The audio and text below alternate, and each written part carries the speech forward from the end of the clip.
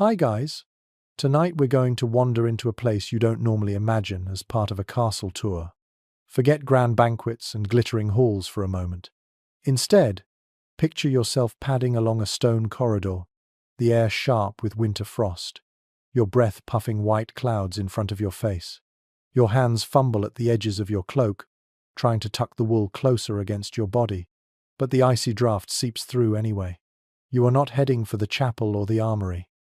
No, you are desperately seeking relief, the kind no feast or fire can postpone. The truth is, when you live in a medieval castle in the depths of a European winter, your bladder doesn't care about romance or history. You have to go, and you probably won't survive this comfortably.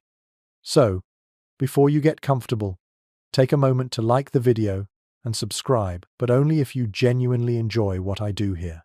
And if you're listening while tucked under blankets, let me know your location and your local time in the comments.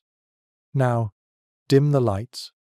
You shuffle forward across uneven flagstones, the cold rising right through the soles of your shoes. These corridors were never meant for warmth. They were defensive arteries of the fortress, all business and no comfort. The wind whistles through arrow slits and door gaps, reminding you that insulation is a modern luxury.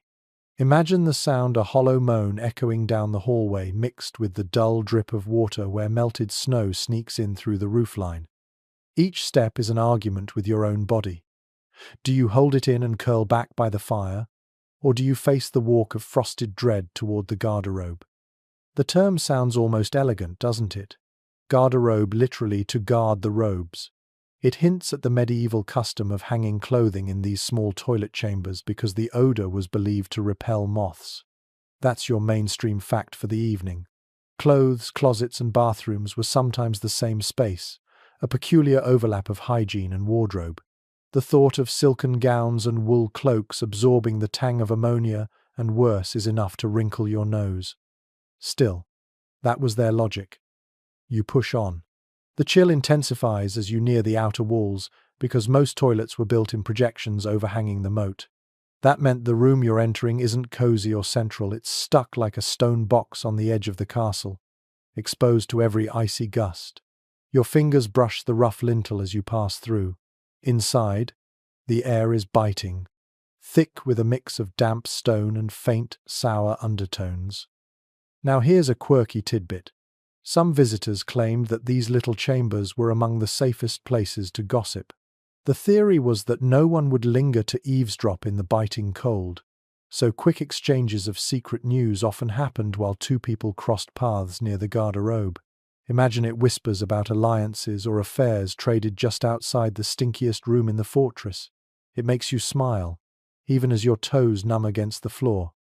You lower yourself onto the seat, which is really just a wide stone ledge with a wooden cover, pierced by one or two rounded holes. The sensation is unforgettable. The sharp sting of freezing air rushing upward, the cruel kiss of icy wood or stone against your thighs. Historians still argue whether nobles lined their seats with furs in the coldest months, or whether that's a later romantic notion. If they did, the servants surely envied them, trudging to the same drafty chutes without so much as a cushion. Outside, snow swirls against the wall. Inside, you sit in the hollow quiet, listening to the wind and the trickle of unseen water below. Every sound feels amplified in the silence of stone. The castle might hold hundreds of souls, but right now it's just you, perched over a void, wondering how much longer you can bear the cold before your knees start to tremble. The act itself is universal, humbling, and in winter rather punishing. You can't rush it, you can't delay it, and when you're done, you pull your clothes back into place quickly, desperate to return to warmth. Your cloak clings with the damp chill of the air, and you swear that the smell lingers on your skin.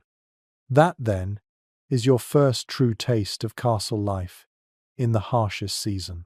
Not feasts, not jousts, not banners snapping in the wind, but the endless, shivering walk to a place no one talks about in fairy tales.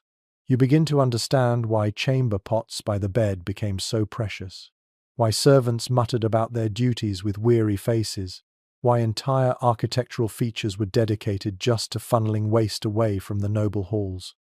And as you leave the tiny chamber, edging back into the corridor with its sighing draughts and flickering torches, you realize that your night has only just begun. The cold stone, the pungent air, the lingering shiver, they set the stage for every other indignity and quirk of medieval toilet life we're about to explore. You're still hugging yourself as you shuffle away from that first frigid encounter, but you can't quite stop thinking about the design of the chamber you just left behind. The garderobe, as it's so politely named, was never meant for comfort.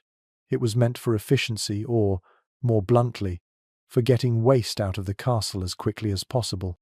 And in winter, that design feature turned into a personal torment.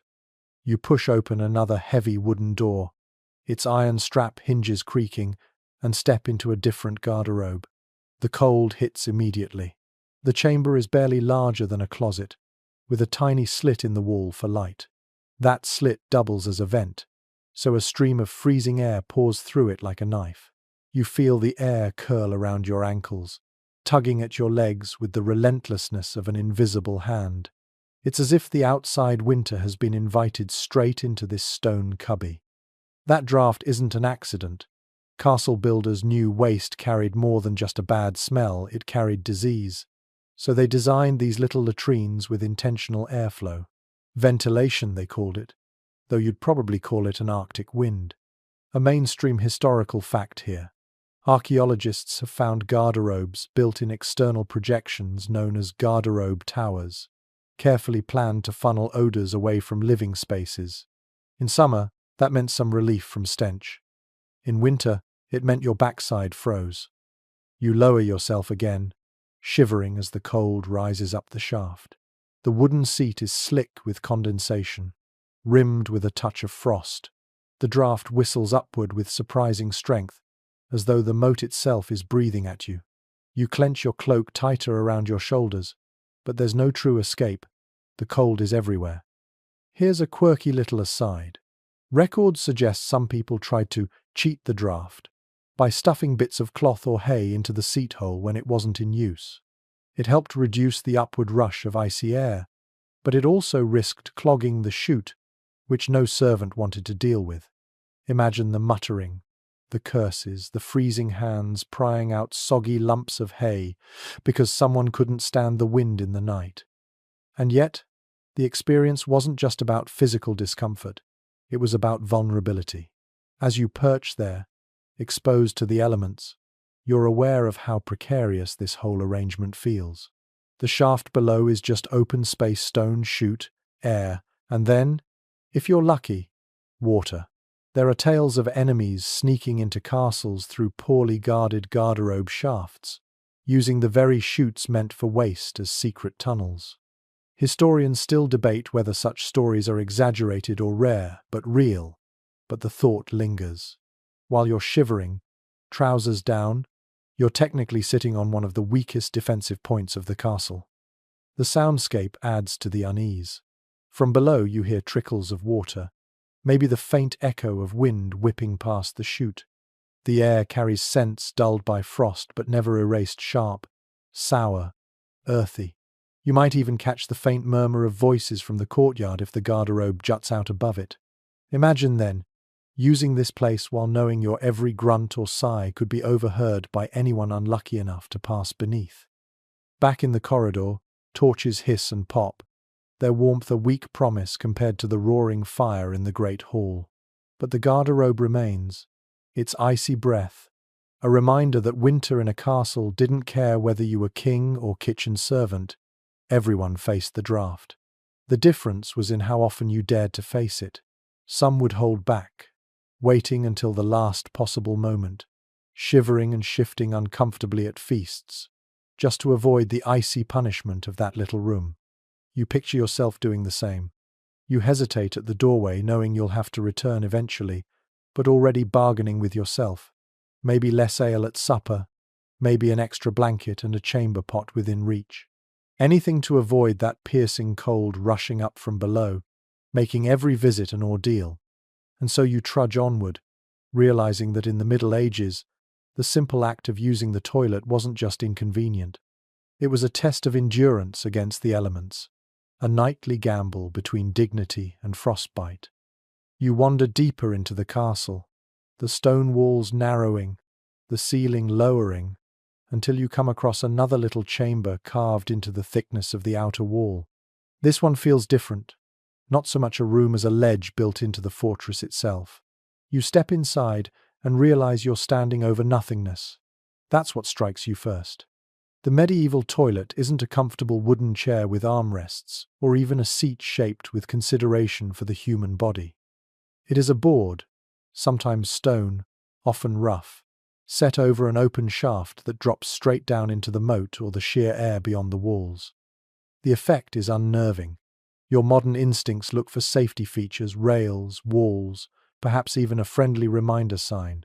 But here, there's only the draft, the hollow sound of wind rushing below, and the unnerving knowledge that your weight is balanced above a vertical chute that feels only partly secure. You picture the wooden board bending slightly under the strain, its surface worn smooth from years of use. If you're unlucky, it's slick with condensation or ice. That board, though, is the throne of the castle, a mainstream historical fact. Archaeologists have uncovered garderobes in Norman and Plantagenet castles where the wooden seat simply rested on a stone slab with 1 or 2 holes carved into it. Some were single-seaters, but others contained multiple holes, placed side by side like the world's most awkward communal bench. Imagine being forced to sit elbow to elbow with another noble, while icy drafts blew up from below. Privacy, as we conceive of it, wasn't the top priority. Waste removal was. Lowering yourself onto such a contraption in winter feels less like relief and more like a dare. The moment you sit, the chill seeps into your thighs. The cold air streaming up from the shaft stings like needles, as if the moat itself were trying to freeze you from below. It's impossible not to shiver. You shift and wiggle, hoping friction might generate some tiny spark of warmth, but it doesn't. Instead, the board creaks under your movement, and for one dreadful second, you imagine it snapping. This thought isn't entirely paranoia. Here's a quirky tidbit. Medieval chronicles and letters occasionally mention accidents involving garderobes, from boards breaking to entire little projections, collapsing under weight and weather. One infamous account tells of a king's relative who fell to his death through a privy floor, crashing into the waste below. True or exaggerated, the story captures the very real fear that the thin support beneath you could betray you at any moment. And then there's the sound. As you sit, you can hear the echoing drop of water far below, sometimes the faint slap of the moat or ditch catching its latest contribution. The shaft is a resonant chamber, amplifying every movement, every sigh. If you dare to glance downward, though most people didn't, you'd see only darkness. Maybe a pale rim of snow clinging to the outer stone where the chute empties. It feels like staring into the abyss, only colder and smellier. Scholars still debate whether nobles of the highest rank had padded seats for winter. Some argue that fine furs or felt might have been laid across the wooden boards, if only for the lord's personal garderobe. Others insist that even kings suffered the same numb thighs as everyone else, because adding extra material would risk dampness and filth clinging to it. Either way, you can imagine the relief of a cushioned layer, even if it lasted only a few uses before becoming intolerably rank. The architecture itself reveals much about priorities. By situating garderobes along the outer walls, builders created a natural waste chute that emptied into the moat, ditch, or open air. In theory, this kept the smell away from the inner chambers. In practice, it just made the moat smell worse. You picture yourself stepping outside on a frosty morning, the moat frozen into a crusty sheet, with dark shapes trapped beneath the ice. A grotesque mosaic of castle life suspended in winter. But let's linger in the chamber itself. The stone walls are bare, perhaps scratched with graffiti left by bored squires or weary guards. You run your fingers along the grooves, seeing initials or crude symbols etched into the rock. Imagine passing time on this icy seat, by carving a message for future visitors, a medieval version of bathroom stall chatter. Your breath fogs in the air, rising in little clouds. The slit window lets in a blade of moonlight, silver against the frost. Every sound outside feels immediate, hooves clopping in the courtyard, a dog barking, the muffled thud of someone chopping firewood. The garderobe, for all its indignity, connects you directly to the rhythms of the castle. You are perched at its edge, literally. There's another angle to consider. Fear of what might come up the chute. Rats, always opportunists, found these shafts convenient highways. In summer, they climbed them easily, but in winter, they sometimes froze mid-journey, leaving little corpses half stuck in the stone. People whispered about other creatures too, spirits lurking in the dark void, demons rising with the draught. A whispered prayer or protective charm murmured under your breath wasn't unusual, especially when the seat was icy and the shadows long. Still, you can't avoid it. Everyone must use the toilet, from the lowest scullion to the lord of the keep. That shared necessity created a strange kind of equality, even if the facilities varied in size and placement. Tonight, you're experiencing the standard model, a simple board, an open shaft, and the cruel kiss of winter air. And yet, there's a strange intimacy to it. You sit, shivering, staring at the stones across from you, realizing that generations have endured the same. Lords planning wars, ladies in heavy gowns, servants rushing between chores, they all sat here, pulling their cloaks close, hoping the board would hold. The chamber itself becomes a time capsule of human need, stripped of ceremony. You rise, legs stiff from cold. You tug your garments back into place, stamping your feet against the flagstones to bring back circulation. The chill clings to you like a ghost, following you back into the hallway. The torchlight flickers, throwing your shadow long across the wall.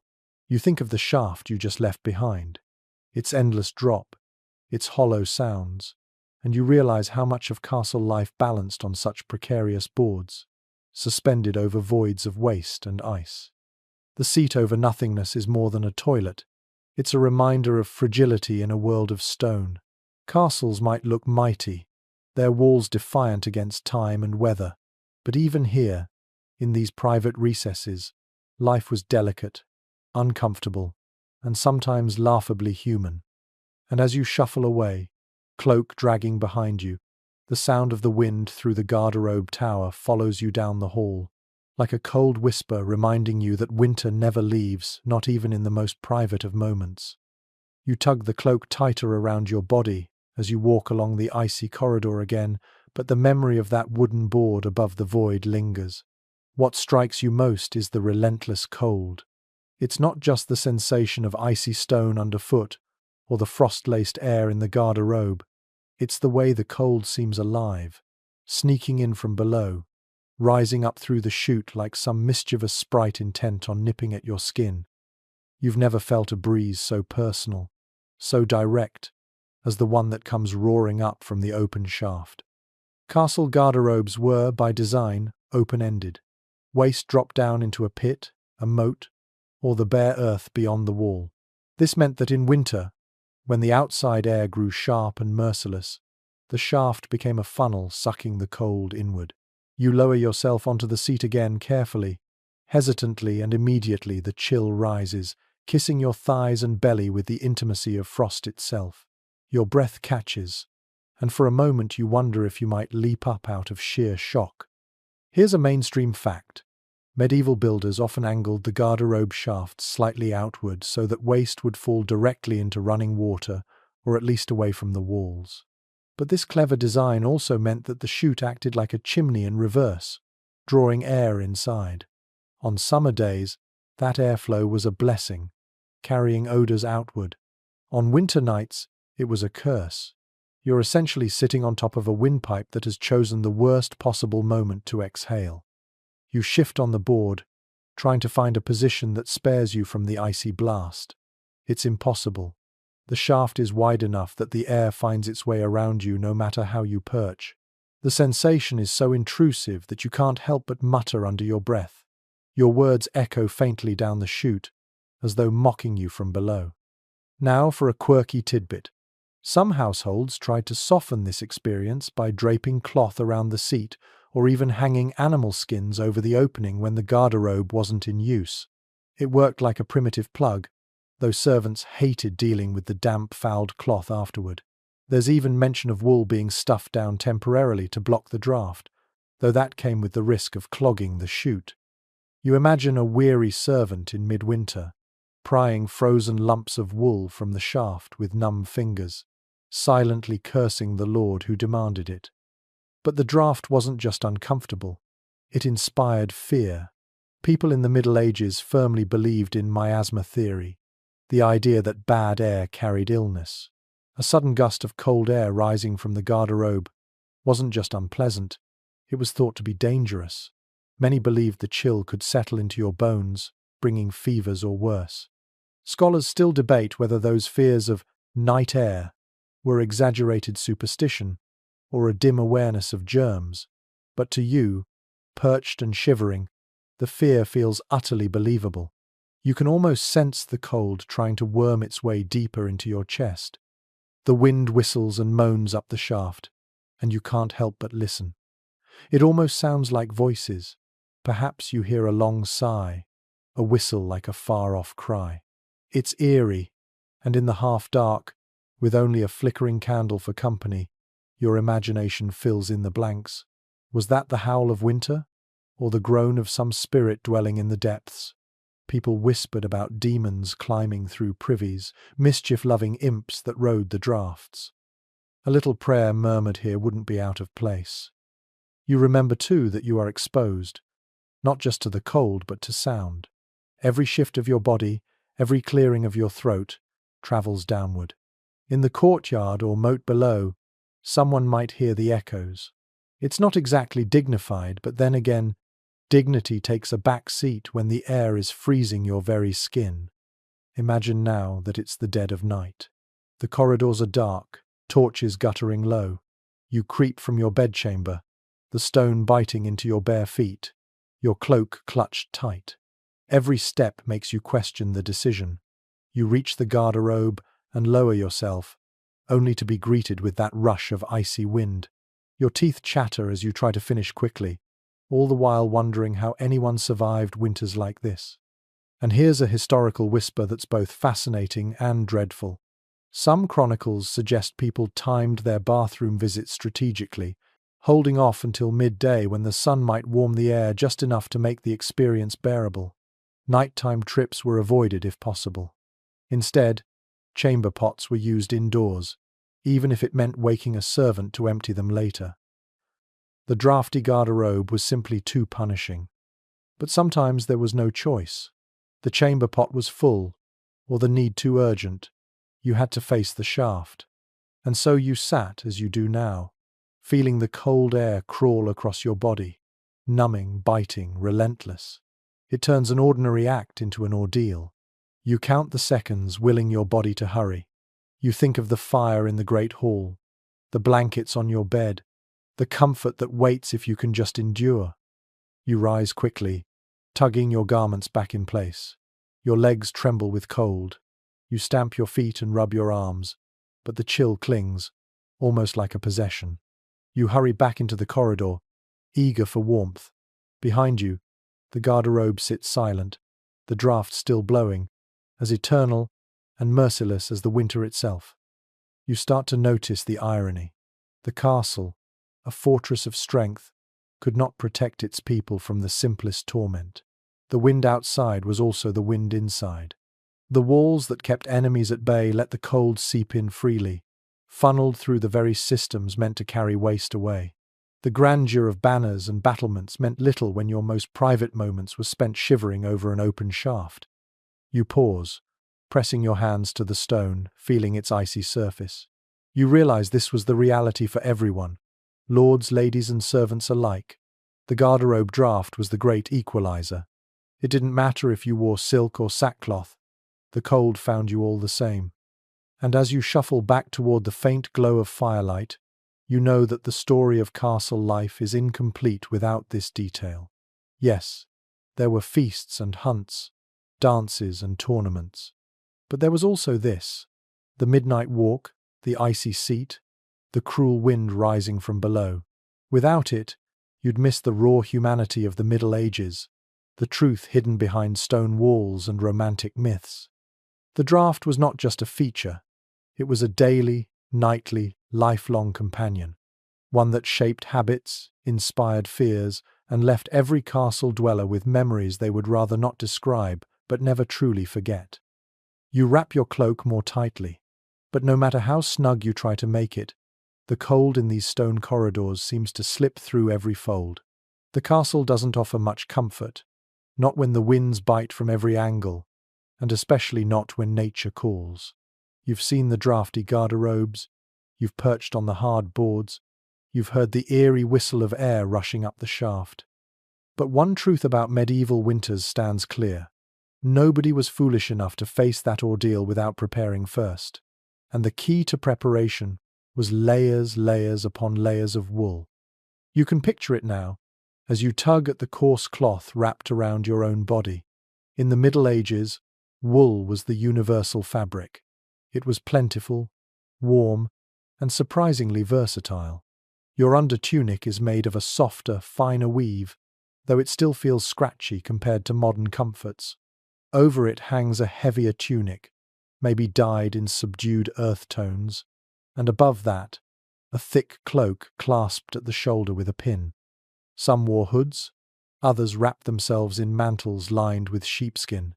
A mainstream historical fact: inventories from noble households often list dozens of woolen garments, layered not for fashion but for survival. Castles were cold in every season, but in winter they became icy caverns, and clothing was the only real insulation. You adjust the folds of your cloak before braving another visit to the garderobe. The goal is simple: minimize the amount of skin exposed to the cold, and do it quickly. It isn't easy. Heavy skirts or long tunics have to be lifted, thick hose tugged down, bulky layers arranged just so, and all while your hands are stiff with frost. Even nobles with attendants found the process tiresome. For the poor servant, already numbed from hauling firewood or buckets of water, it was simply another daily misery. And yet, out of this misery comes a quirky tidbit. Some sources hint that extra long shirts, which doubled as nightwear, were occasionally used as makeshift shields against the cold. A person might pull the hem of the shirt forward and sit on it, creating a thin but vital barrier between their skin and the icy wooden seat. It wasn't elegant, and certainly not hygienic, but when the draft blew like a winter storm from below, any trick to ease the shock was welcome. You lower yourself once more, adjusting your garments awkwardly. The cold strikes, but this time you feel at least partially shielded. The wool around your thighs dulls the sting. Still, the air finds its way through gaps and folds, wrapping around your legs like icy fingers. Your body trembles, and your teeth chatter, but you endure it. That's what winter in a castle demanded: endurance. It's worth pausing here to imagine the contrast. In the great hall, fires roar in massive hearths, and nobles gather close, drinking hot ale and listening to minstrels. The warmth there is almost intoxicating. You might even grow bold, shedding a layer, loosening a cloak, but the moment you step away, down the corridor to the garderobe, you re-enter the world of freezing stone. The difference is so jarring it feels almost cruel, as though the castle itself were mocking your need for relief. Historians still argue whether nobles had portable heated stones or braziers carried with them for such nighttime trips. Some suggest that a trusted servant might warm a stone and wrap it in cloth for the lord's hands, while others dismiss it as romantic invention. What is certain is that the garderobe itself was never warmed. No fire was wasted on a toilet chamber. The stones there remained bitterly cold, the draughts merciless, the seats rimed with frost. You can't help but imagine yourself layering more and more garments in preparation. Woolen hose pulled up to the thigh, thick tunics over thin ones, a hood wrapped tightly, leaving only your nose exposed, perhaps even mittens stitched from scraps of fur, though clumsy to handle in such tight quarters. Every layer is a defense, a fragile bulwark against the cold air waiting in that chamber. And yet, the more layers you wear, the more awkward the task becomes. You picture yourself fumbling in the half-light, cloak slipping, skirts tangled, hands stiff with cold, trying to rearrange everything quickly enough to avoid frostbite. You mutter under your breath, half curse, half prayer, hoping the ordeal ends soon. There is another detail worth noting. Chambermaids and laundry workers dreaded winter with particular passion. Wool garments trapped odors, and the garderobe experience only made it worse. A tunic worn for weeks absorbed more than just the scent of smoke and sweat. Washing was rare, so the smell clung, an unavoidable reminder of the coldest months. Imagine the rank odor of garments dried stiff by frost, hung in drafty rooms, never quite fresh. You finish your business quickly, adjusting your layers with a sigh. The air still burns against your cheeks. Your hands ache with cold, but at least your body is covered again. You shuffle back toward the corridor, stamping your feet to bring warmth into your toes. Each layer of wool suddenly feels heavier, damper, as if it has absorbed the cold and now carries it with you. Still, there's a certain comfort in the ritual. You know that everyone in the castle shares this misery. Lords, ladies, children, servants, all bundling in layers, all muttering as they face the draft. The layers create a kind of uniformity, a shared strategy for survival. They remind you that beneath the pomp of banners and the clang of armor, the human body is fragile, always vulnerable to the simplest elements. And as you settle by the fire again, pulling your cloak close, you realize how precious that warmth feels. The flicker of flames, the faint crackle of wood, the glow on your face, it's enough to make you drowsy, even after the shock of the garderobe. But in the back of your mind, you know you'll have to rise again, later in the night, and once more face the cold air waiting in the dark. For now, though, you savor the heat, imagining wool layered upon wool, the only armor against the bitter breath of winter sneaking upward from the depths of the castle walls.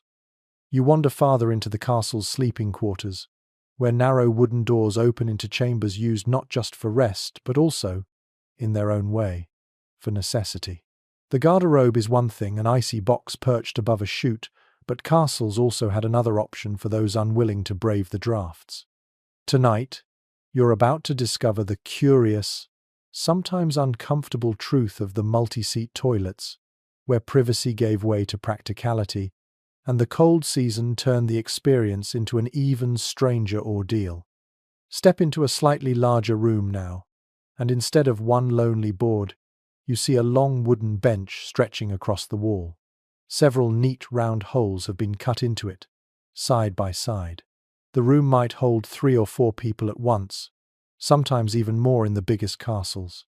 Imagine sliding onto a spot while someone else sits only a couple of feet away, both of you shivering, cloaks pulled tight, trying to avoid eye contact. The design wasn't about comfort, it was about efficiency. One notable detail from castle records tells us that in places like Dover or Rochester, multiple garderobes were built in a row to serve groups quickly, especially garrisons of soldiers.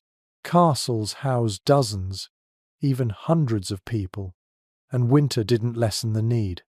Now picture this setting in the dead of January. The cold presses in from all sides. Each seat funnels its own icy draft from below, and the combined effect turns the room into a chamber of swirling air currents. You shift on the bench, tugging your garments into place, while another figure clears their throat nervously. The silence is unbearable, broken only by the moan of wind and the occasional cough. It might surprise you, but there's a curious report from travelers who noted that such shared spaces sometimes became sites for quick conversation. Gossip, complaints about food, even muttered prayers. People couldn't help but talk. In fact, one odd little note from a monastic chronicle describes novices in a monastery using the shared latrine as a chance to whisper forbidden jokes, shielded by the general embarrassment of the setting. The same could easily have been true in castles. Where else could 2 people speak without anyone lingering long enough to overhear? Yet not everyone saw these multi-seat rooms as harmless. The arrangement raised questions then, as it does now. Did nobles truly sit elbow to elbow with servants? Or were there separate spaces for rank? Surviving architecture hints at both grander garderobes attached to private chambers and communal benches tucked into less refined areas. Some researchers suggest that high-born lords avoided the multi-seat experience whenever possible, while soldiers and lower retainers had little choice. But the fact that both types of rooms existed shows that toilet life was more varied than romantic myths ever reveal. And let's not pretend these spaces were clean. With several people using the bench at once, spills were inevitable. Waste could splash, drafts could scatter odors unpredictably, and more than one medieval complaint describes the stench clinging stubbornly even in cold air. Imagine the discomfort of sitting there with frost forming on the seat while the sour smell still drifted around, only slightly muted by the chill. You'd wish for quick relief, not conversation. Still, there's something almost comical about it. Picture two armored men, swords at their sides, shifting uncomfortably on the bench as they discuss the day's patrols. Their voices echo off stone, their breath fogs in the air, and beneath them the shaft swallows every sound with equal indifference. It's a reminder that castles, for all their grandeur, were also places where human needs stripped away status. Some aspects remain uncertain, and academics haven't reached full agreement. Did these shared garderobes really foster camaraderie, or did people avoid them as much as possible? It's hard to know, because while the structures survive, the etiquette doesn't. Perhaps in the coldest winters, necessity forced people together, bundled in wool, muttering quietly while enduring the blast of air from below. Or perhaps the communal benches were dreaded, used only when chamber pots or private garderobes were unavailable. The truth likely lies somewhere in between. You rise from the bench, stamping your feet to shake off the cold. Your imagination lingers on the awkwardness of such gatherings. Shared laughter, maybe, or tense silence broken only by wind. Either way, the communal garderobe was a fixture of castle life, especially in places where soldiers outnumbered nobles. And as you slip back into the corridor, you realize that even here, in a fortress built for defense and ceremony, the most basic acts of life were colored by shared humanity, tinged with embarrassment, and wrapped in the unrelenting cold of winter. The night grows darker as you leave the echoing bench of the communal garderobe behind. Torches spit and hiss along the walls, their flames weak against the chill. You rub your hands together, but the warmth fades as soon as you step away from the firelit spaces. You know the truth by now. Every trip to the garderobe is a battle with the cold. But the people of medieval castles were not fools. They invented ways to avoid those bitter walks altogether, and in winter their most trusted allies were the humble chamber pots kept close at hand. Step into a bedchamber now. The stone walls are still cold, but here at least there are rugs scattered on the floor, heavy curtains drawn across arrow slits, and a brazier glowing faintly in the corner. A great bed dominates the room, its frame massive, hung with thick drapes to hold in warmth. Near the foot of the bed, tucked discreetly under a stool, rests a pot, usually ceramic, sometimes metal, occasionally even wood lined with lead. This was the medieval shortcut.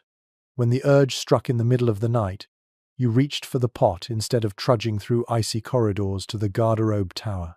One well-documented feature of noble life was the ubiquity of chamber pots. Household inventories from castles and manor houses list them by the dozen, proof that everyone from lords to ladies to visiting guests relied on them. Servants too kept smaller pots by their pallets in the kitchens or dormitories, because no one wanted to face the midnight cold if it could be avoided. You picture yourself in such a bed. You've wrapped yourself in blankets, maybe even stuffed a warmed stone into the sheets. The room is dark, except for the faint glow of embers. The thought of leaving this little pocket of warmth is unbearable. So, when your body insists, you simply reach down, tug the pot into position, and take care of business without ever stepping onto the frozen floor. It's not glamorous, but it is survival. And here comes a curious observation. People often shared chamber pots in households where servants slept in groups. In fact, a large pot might be placed in the corner of a dormitory, and each person would use it in turn. It wasn't elegant, and it certainly wasn't fragrant, but it kept everyone indoors. Imagine the muffled groans, the whispered apologies, the hasty movements under blankets. The sound of liquid hitting ceramic in the dead of night would have been as common in a castle as the creak of beams in the wind. Of course, someone had to empty the pots in the morning. That task fell to the lowest-ranking servants, who trudged through the cold with sloshing vessels of half-frozen waste, trying not to spill on themselves as they dumped the contents into larger pits or directly into the moat.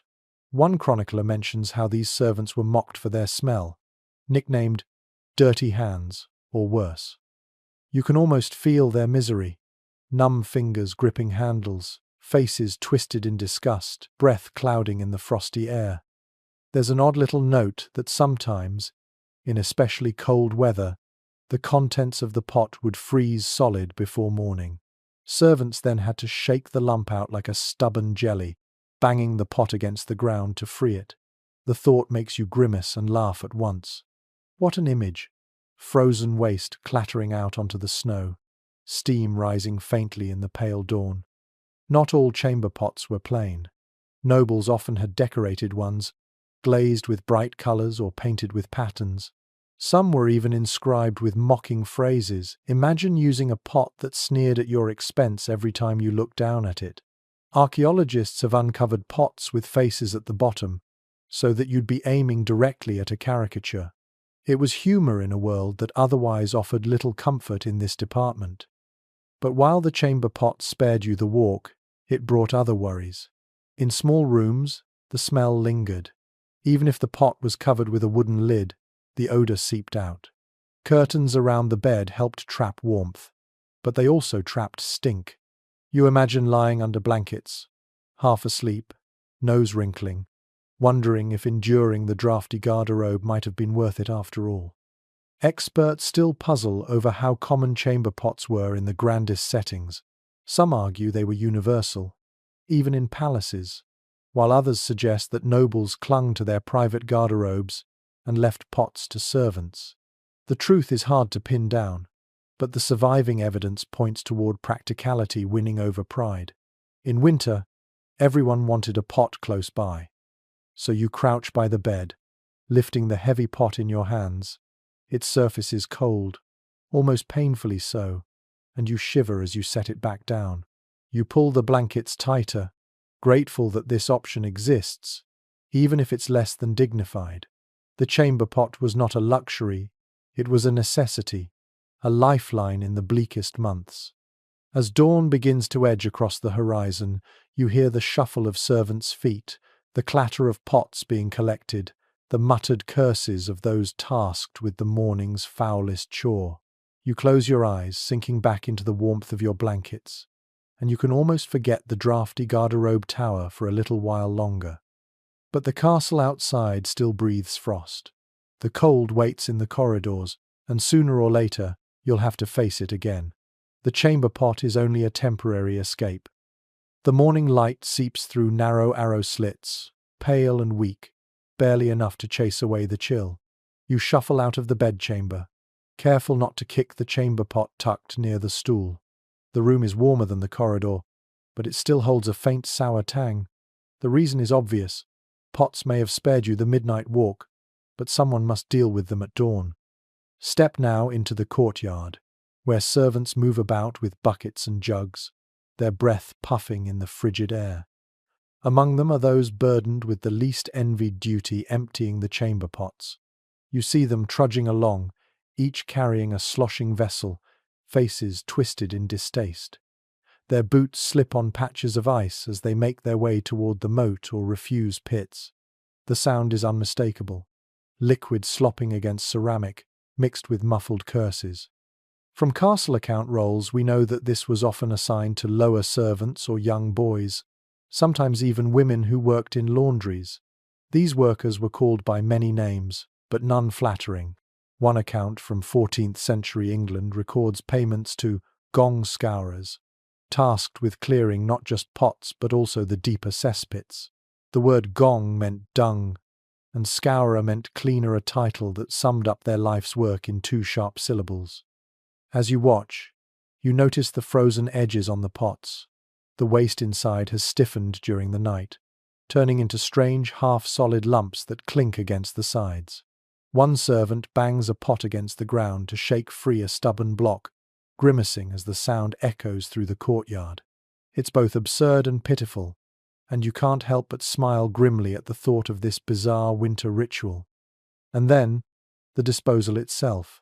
Some servants tip their loads directly into the moat, the contents splattering against the icy surface before seeping into cracks. Others dump the frozen lumps onto refuse heaps, where they steam faintly in the morning air. Dogs sniff curiously, then recoil. The stench, muted by frost, still clings to everything.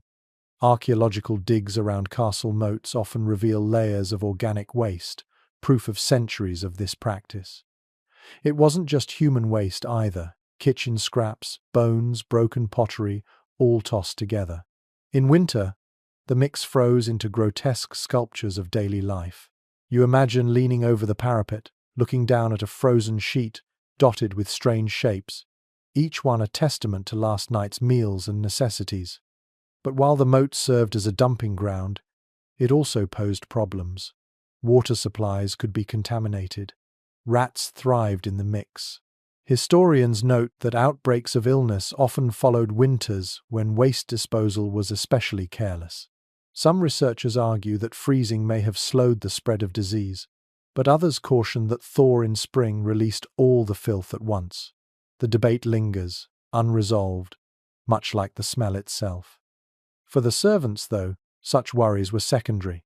Their task was immediate: carry the pots, empty them, clean them, and return them before the lord or lady stirred fully awake. To neglect the duty was unthinkable. Imagine the shame of a noble finding their chamber pot still full, the reprimand that would follow, the punishment perhaps harsher than the stench itself. One curious record mentions that some households sprinkled herbs into pots before they were carried out: lavender, mint, or rosemary. This made the chore slightly less unbearable for both servant and master. You picture a boy scattering dried mint leaves over the pot before lifting it, breathing deeply as though the faint aroma might mask the truth. And yet, even with herbs, the odor lingered. Walk through the castle corridors in the morning, and you'd often catch whiffs of it. Sour, pungent, earthy. The stone walls held smells stubbornly. Rushes on the floor absorbed them. Even tapestries couldn't fully disguise them. In winter, when windows stayed shut against the cold, the atmosphere grew heavy, a mix of smoke from the hearth and human waste carried in passing buckets. Now place yourself in the shoes of one of those servants. Your hands are numb, your boots soaked from sloshing ice, your stomach queasy from the smell. You mutter under your breath, curse the cold, curse the pots, curse the very stones of the castle. But you keep walking, because duty demands it. You tip the pot, shake it, wipe it, and carry it back again. The rhythm of your life is tied to the bowels of others. And then consider the strange intimacy of it. A servant might know the habits of their master better than anyone: how often they used the pot, what they ate, even their health, judged by colour and consistency. It was knowledge both unwanted and unavoidable. In a world obsessed with hierarchy and dignity, the chamber pot cut through pretense with ruthless clarity. You return now to the bedchamber where the fire has been coaxed back to life. The pot rests clean, a little damp from rinsing, but ready for the next long winter's night. You glance at it with a mix of gratitude and distaste. Without it, you'd be shivering in the garderobe tower. With it, you're spared the draught, but reminded each morning of the labour it demands from others. And so the chamber pot, humble and foul, becomes another lens through which to view castle life. Not just the lords at their feasts, but the servants in the cold dawn, banging frozen lumps against the ground and muttering curses into the frosty air.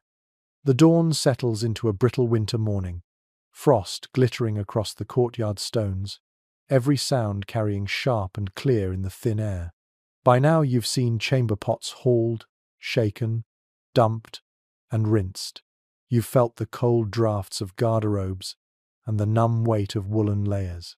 But today, you're confronted with one of the strangest and perhaps most unspoken truths of castle life in deep winter. Sometimes the waste itself froze solid. Imagine crouching over a chamber pot in the middle of the night, your breath fogging so thick it seems like smoke.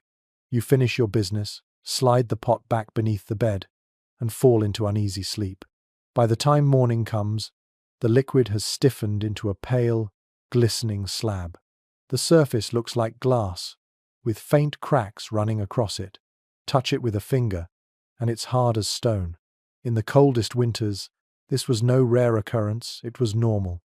One particularly telling account comes from the 15th century, describing a January so cold that entire cesspits froze, their contents hardening into immovable blocks. Workers couldn't dig them out until the thaw. For weeks the garderobes were nearly unusable, with shafts clogged by layers of ice and filth. You can almost hear the complaints echoing through the corridors. Muffled curses from nobles, louder ones from servants who had to chip away with picks. It's grim, yes, but oddly fascinating. Frozen waste had its peculiar advantages. The smell dulled almost completely. The acrid bite of ammonia, usually so sharp, was muted under layers of frost.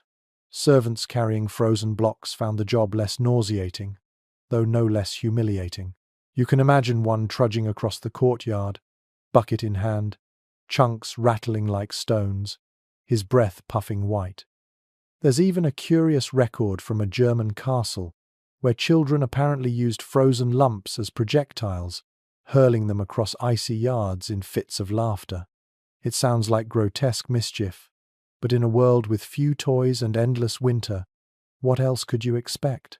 That image, youngsters cackling as they fling hardened filth, captures the raw strangeness of medieval life better than any painting of knights in shining armor. Still, freezing created problems. Garderobe shafts, designed to channel waste away, could become clogged. Imagine a chute narrowed by layers of frost, the flow halted, the draft replaced by a foul blockage. Workers had to descend with iron tools, hacking at the icy buildup, shivering as splinters flew. The danger was real. Slips, falls, even suffocation in confined spaces. Records of gong scourers mention accidents that cut lives short. You picture them bundled in wool, faces wrapped in cloth against the stench, chipping away with crude picks until sweat dripped and froze on their brows. Some historians suggest that castles planned for this, building multiple garderobes so that when one froze, others could still be used. Others argue that people simply endured, turning more heavily to chamber pots until the thaw came. Either way, winter transformed waste management from a daily burden into a battle against nature itself. But the frozen waste told stories too.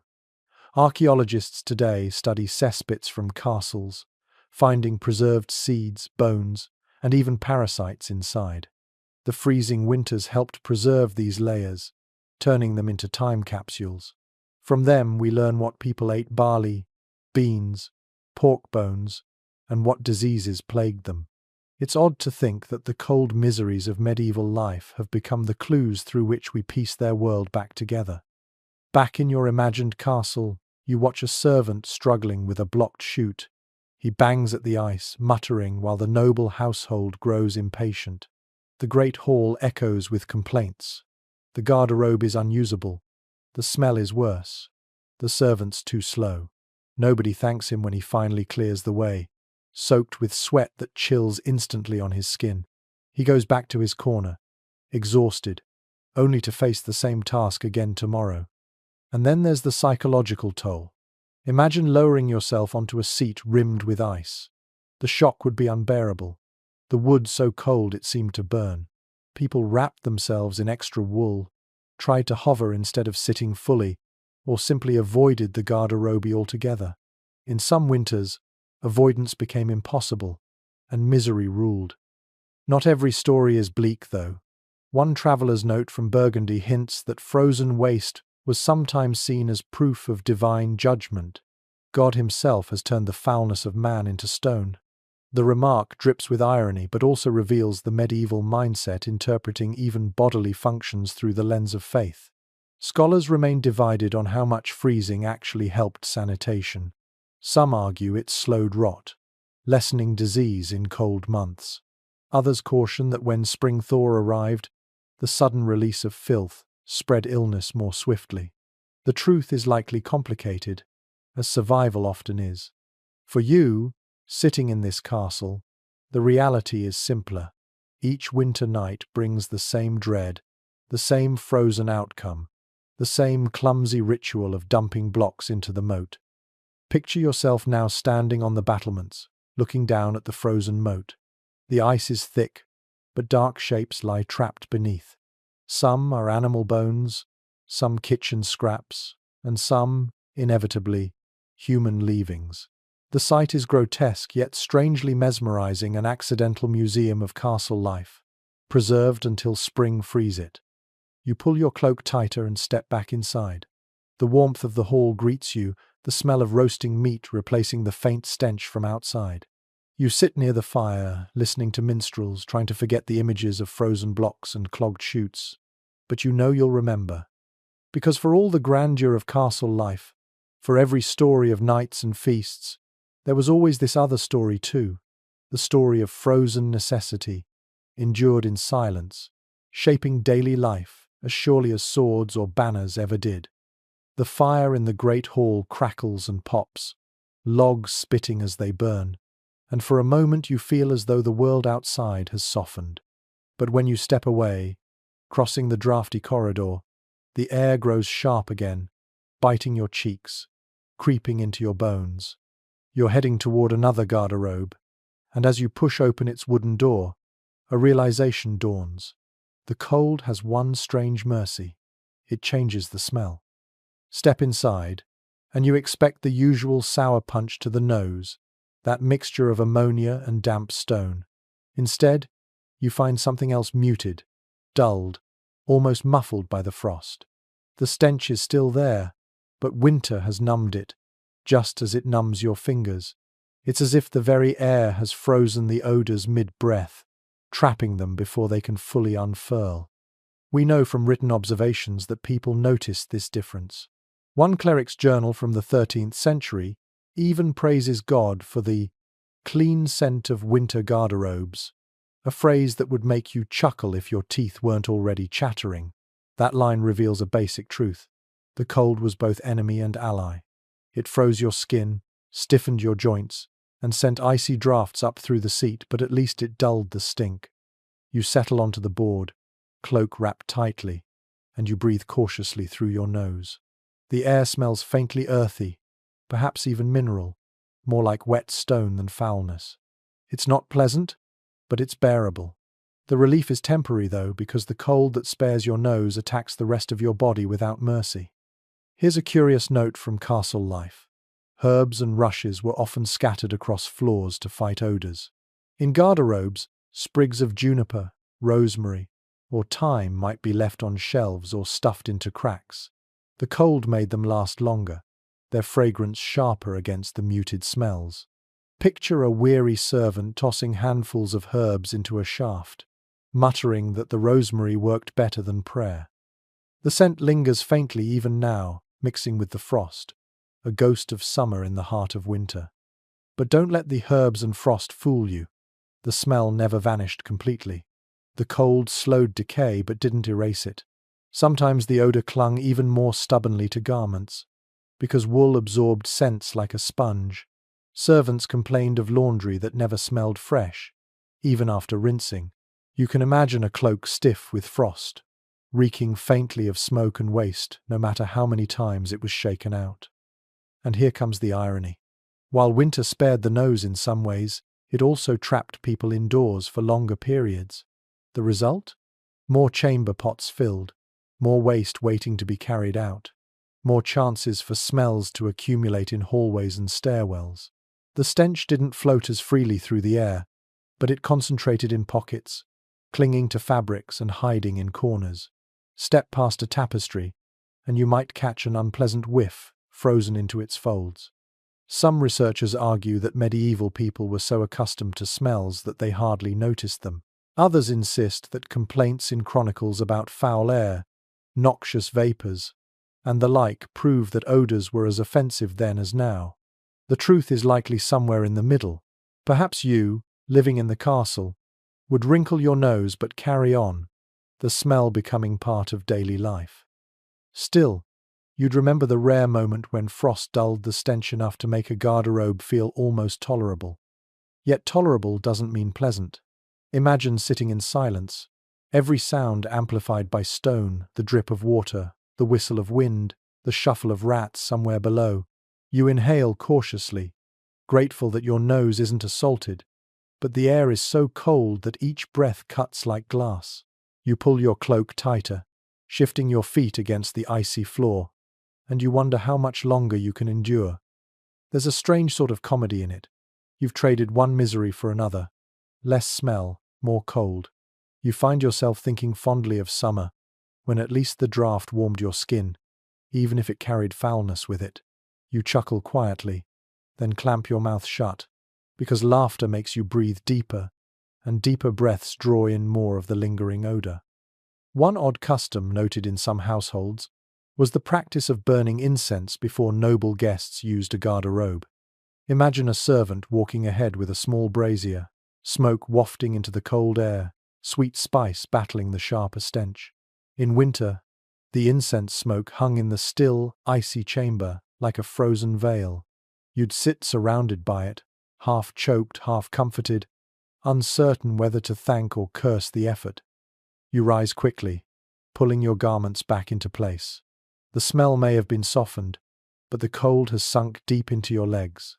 As you step out into the corridor, the air outside feels almost warmer, though it's only a cruel trick of perception.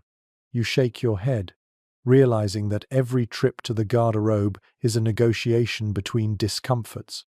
Better a dulled stench with freezing air, or a tolerable chill with suffocating odor. You know you'll never quite forget the peculiar smell of winter garderobes, a mix of frost, herbs, smoke, and something you'd rather not name.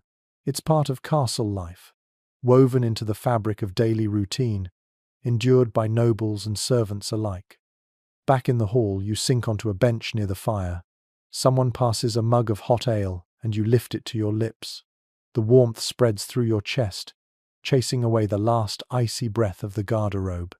You close your eyes, savoring the moment, knowing it won't last. Soon enough, you'll have to face the cold again. But for now, the memory of muted smells and frosty air lingers, a strange kind of mercy hidden in the cruelty of winter. The warmth of the great hall is almost intoxicating. You sit close to the hearth, flames painting your cheeks red, and for a while you let yourself drift in comfort. The smell of roasting meat and spiced ale fills the air, mingling with the resinous smoke of burning logs. People talk, laugh, and even sing, and for a brief moment, you forget the cold. But then nature reminds you your body has its needs, and the thought creeps back. You will have to leave the fireside and walk once more to the freezing garderobe. This moment of contrast was at the core of medieval winter life. One reliable account from castle records describes how fires were kept burning around the clock in noble halls during the coldest months. But the warmth stopped at the hearth. The corridors beyond remained unheated stone tunnels. Imagine the dread of leaving your cozy bench, cloak heavy on your shoulders, only to step into air so cold it seared your lungs. The short journey to the toilet became a miniature exile, a journey from paradise into purgatory. The reality was even harsher for those who had no choice but to step outside the great hall regularly. Guards, servants, and cooks didn't sit by the fire all day. For them, the cold was constant. But for you, sitting here by the flames, the pain lies in the contrast, the sudden plunge from warmth into ice. There's an almost comical element to it. Picture yourself holding on as long as you can, sipping less ale, shifting uncomfortably, bargaining with your body just to avoid leaving the hearth. Maybe you whisper excuses to your companions, "I'll go later," or "I'm fine for now." But eventually inevitability wins. You rise reluctantly, shuffle toward the door, and the firelight falls away behind you. The corridor greets you with its familiar sigh of wind. Torches sputter in the draught, their light flickering. You pull your cloak close and walk, each step carrying you farther from warmth. The anticipation is almost worse than the act itself, knowing what waits, picturing the icy seat, the upward blast of air. The thought gnaws at you. Here's a small but telling detail. Some nobles had servants escort them with lanterns or even brazier pots to soften the journey. You can imagine a boy trudging alongside, the embers glowing faintly, though the heat hardly reaches more than a foot from the coals. By the time you reach the garderobe, your face is still numb, your hands stiff. The little brazier is more symbol than salvation. Now consider the psychological weight of leaving a cozy hearth. The fire was not just warmth, it was companionship, safety, even entertainment. It was the heart of castle life. To step away from it for a lonely, draughty chamber felt like punishment. No wonder so many people clung to chamber pots or delayed their needs until morning. And yet, some things couldn't be delayed. When the body demanded, you had no choice. So here you are again, pushing open the heavy wooden door, stepping into the cold chamber. The air greets you instantly, sharp and bitter. You lower yourself quickly, muttering under your breath, trying not to think of the fire you abandoned. The wind rushes up, the seat bites, and your mind drifts back longingly to the warmth of the hall. One unusual practice recorded in northern castles was the use of toilet cloaks, extra heavy mantles kept near the garderobe just for the trip. Servants would wrap one around their lord before the short journey.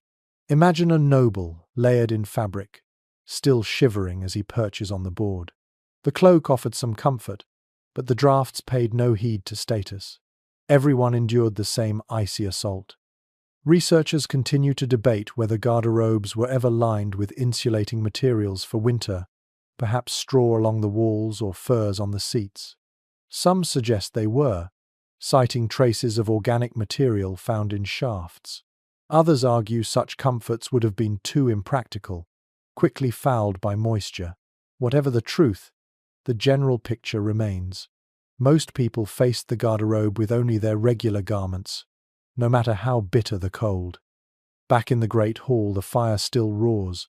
As you return, rubbing your hands, you realize how much sweeter the warmth feels after such a trial. You sit again on the bench, your cheeks tingling as sensation returns. The laughter and music seem louder, the food more delicious, the drink more soothing. The hearth doesn't just warm you, it restores your spirit. But the memory lingers. You know that warmth here comes at the cost of cold elsewhere. Each trip to the garderobe is a reminder of life's fragility, of the castle's inability to shield you from its own design. Fire cannot follow you down those corridors. The walls that guard against enemies offer no defense against drafts. And so you sit, savoring the fire, knowing you'll face the cold again, bargaining silently with your body to make it wait a little longer. The truth is simple, yet relentless. In a medieval castle during the coldest winters, the warmth of the hearth was always fleeting, always temporary, always surrendered to the freezing necessity of the garderobe. You step away from the fire again, though this time you linger at the threshold of the hall. Your nose is filled with the scent of pine logs and roasted meat, but something else creeps in as you move down the corridor, the faint, sharp odor of waste. Even in winter, when frost numbs the stench, the castle's air carries reminders of where hundreds of people relieve themselves. And as you draw closer to one of the smaller garderobes tucked against the wall, you notice something on the floor, a scattering of rushes and dried herbs. Floor coverings of this kind were a common attempt to combat smell.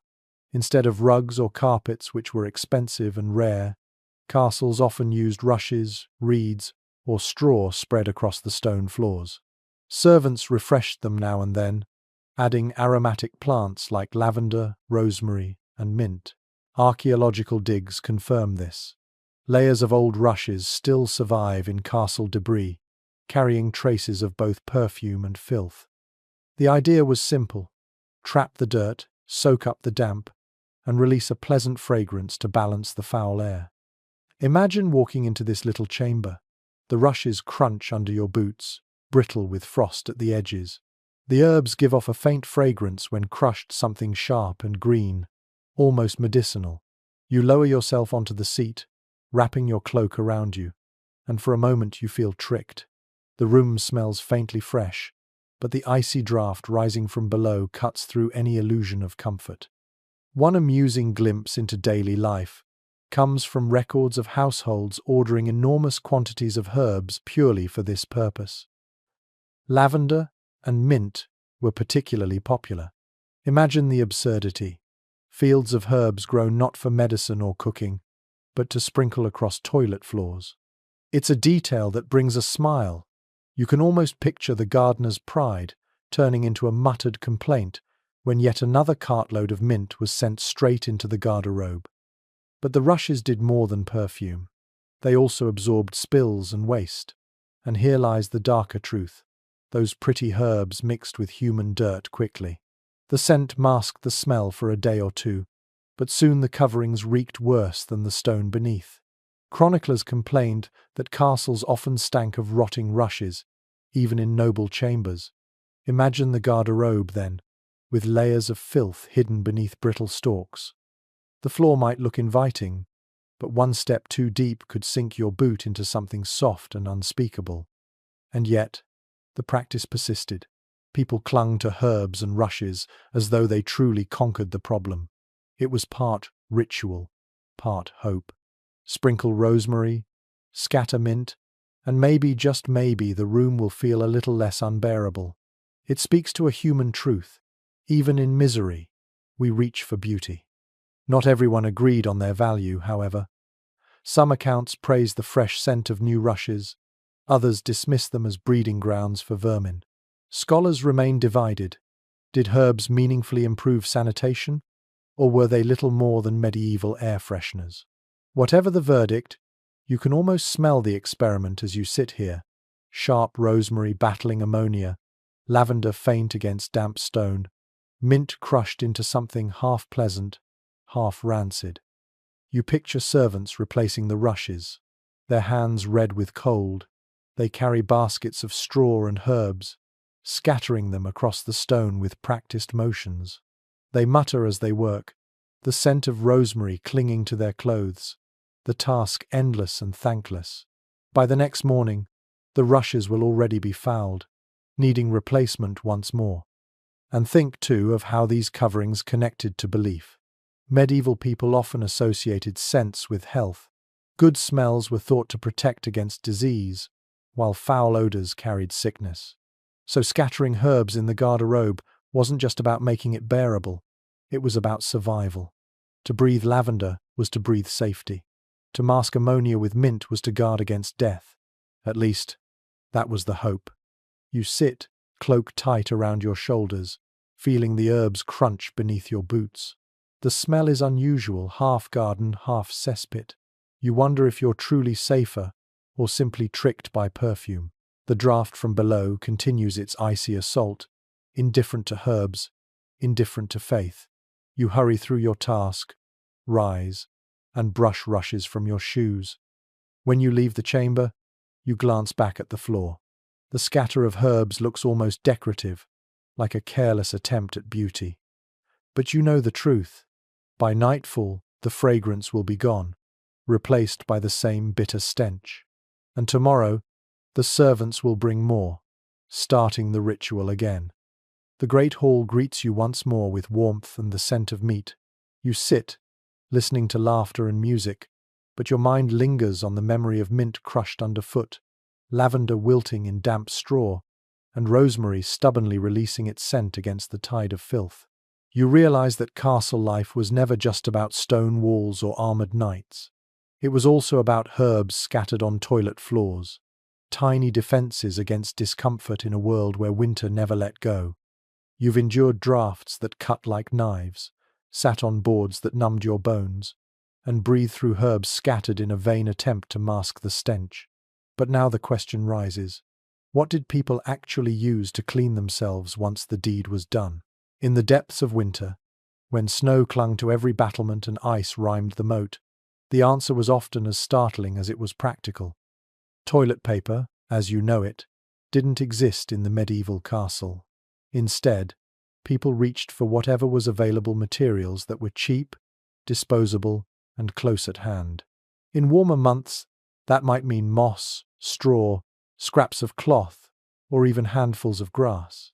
But in the coldest winters, snow itself became the unexpected ally. Imagine it. You've just lowered yourself onto the icy board, shivering as the draft rushes upward. You finish quickly, desperate to leave, but you still need to clean yourself. There is no neat roll of soft paper waiting. Instead, you scoop a fistful of fresh snow. The sensation is so shocking, so cold, that your body almost jerks upward. Your skin prickles with a sting sharper than the wind. Yet the snow does the job it wipes. It cleans, and perhaps unexpectedly, it leaves a fleeting sense of freshness. One detail recorded in Scandinavian sources makes it clear that snow was commonly used in northern climates. It was abundant, after all, and unlike cloth, it didn't have to be washed. Some chroniclers even praised it as pure and God-given.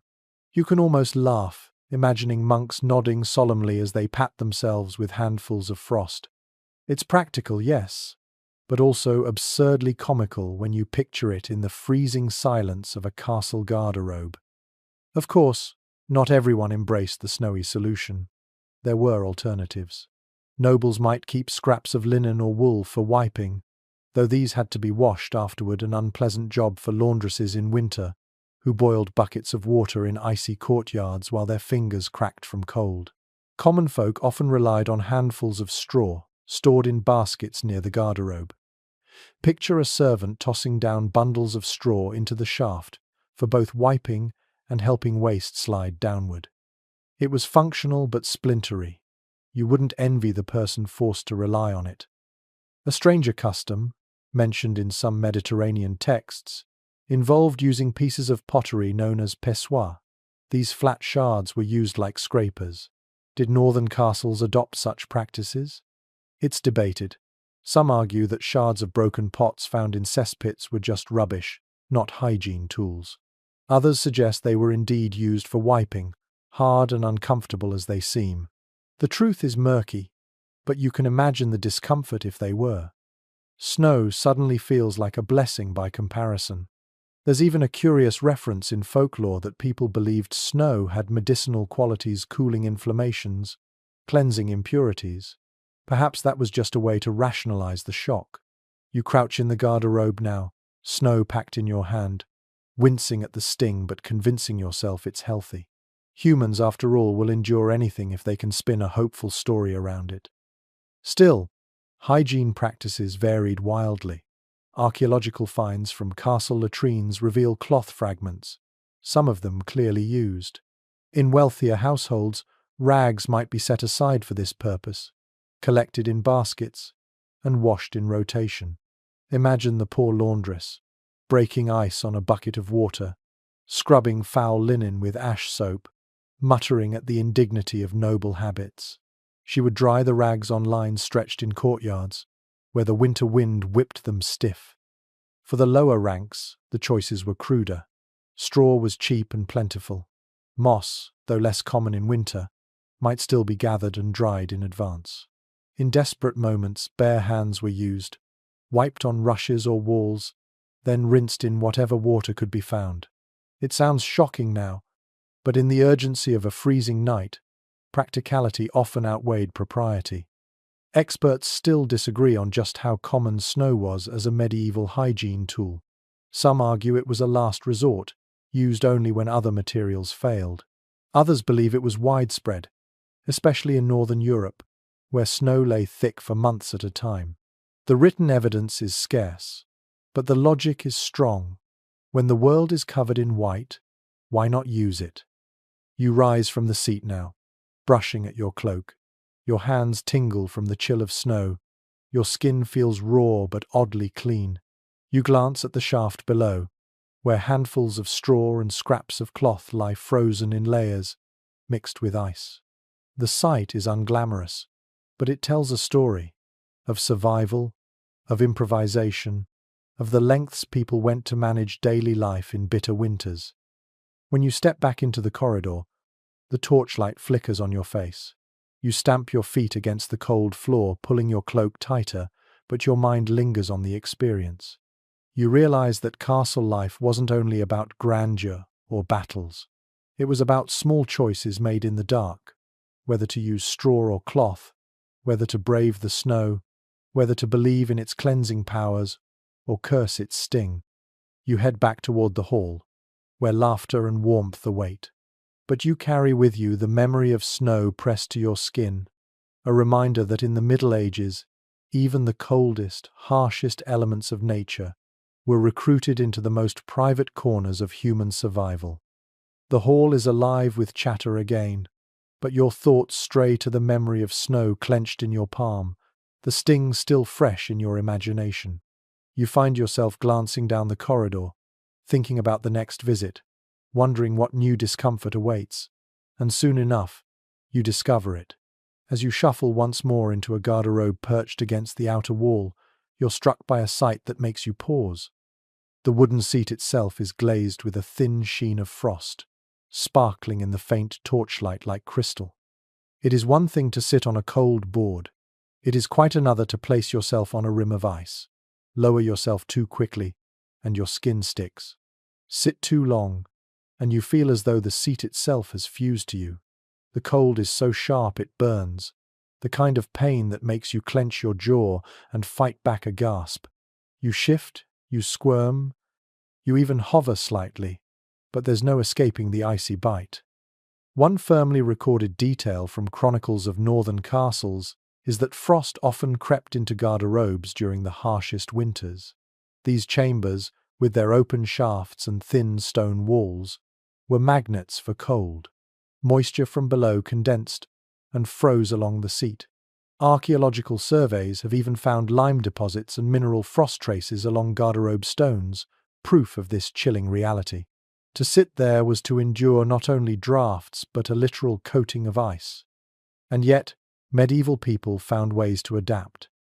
There's a curious story from a French household where servants were instructed to warm the seat with hot stones wrapped in cloth before their lord's visit.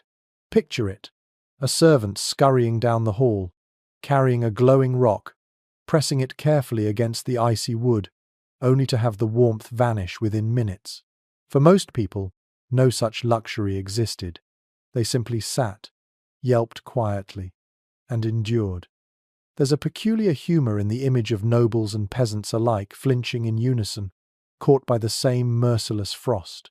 One odd anecdote describes travelers laughing about a companion who leapt up mid-use, shrieking that he'd been bitten by the devil. Everyone knew what he meant, the cruel shock of ice against bare flesh. The story spread, retold in taverns with laughter, though the experience itself was no laughing matter. The practical dangers were real too. Long exposure to icy surfaces risked frostbite.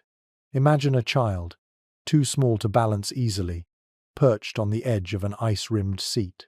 Their skin might stick, tearing painfully when they tried to rise.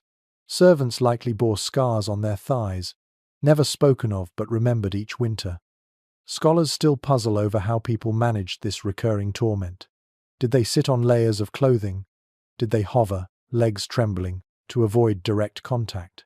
Some evidence suggests that extra fabric was deliberately left loose beneath tunics, to be pulled between skin and wood, like a buffer. Others argue that people simply accepted the pain, much as they accepted chilblains on their fingers and cracked lips in the wind. The silence of the records hints at a resigned tolerance. This was simply life. You imagine yourself now, lowering carefully, a layer of cloak pulled beneath you. It dulls the sting, but only slightly. The draft still cuts, the ice still bites. You clench your teeth and finish as quickly as possible, your thighs trembling from the effort of half-sitting, half-hovering. The seat creaks under your shifting weight, and a crackling sound reminds you that frost is splintering beneath. When you rise, you rub at your skin, red and stinging. You stamp your feet on the frozen floor, muttering curses, promising yourself you'll never come again unless you must. But of course you will. Everyone must. The ice is part of life, a companion as constant as the moat or the walls. There is an eerie beauty to it, if you pause to notice. The frost glitters in the moonlight through the slit window, tiny crystals catching the glow like stars. The air smells faintly sharp, metallic, almost clean. For a brief second, the chamber feels less like a place of misery and more like a frozen grotto carved into the castle wall. And then the draft rushes up again, and the spell is broken. Think, too, of the symbolism. In a world where castles were meant to embody power and permanence, here is a reminder that nature always had the upper hand. Even kings sat on ice. Even queens hissed at the cold sting. No stone wall, no banner, no roaring hearth could chase winter out of this tiny chamber. It was democracy in its rawest form. All bottoms met the same frost.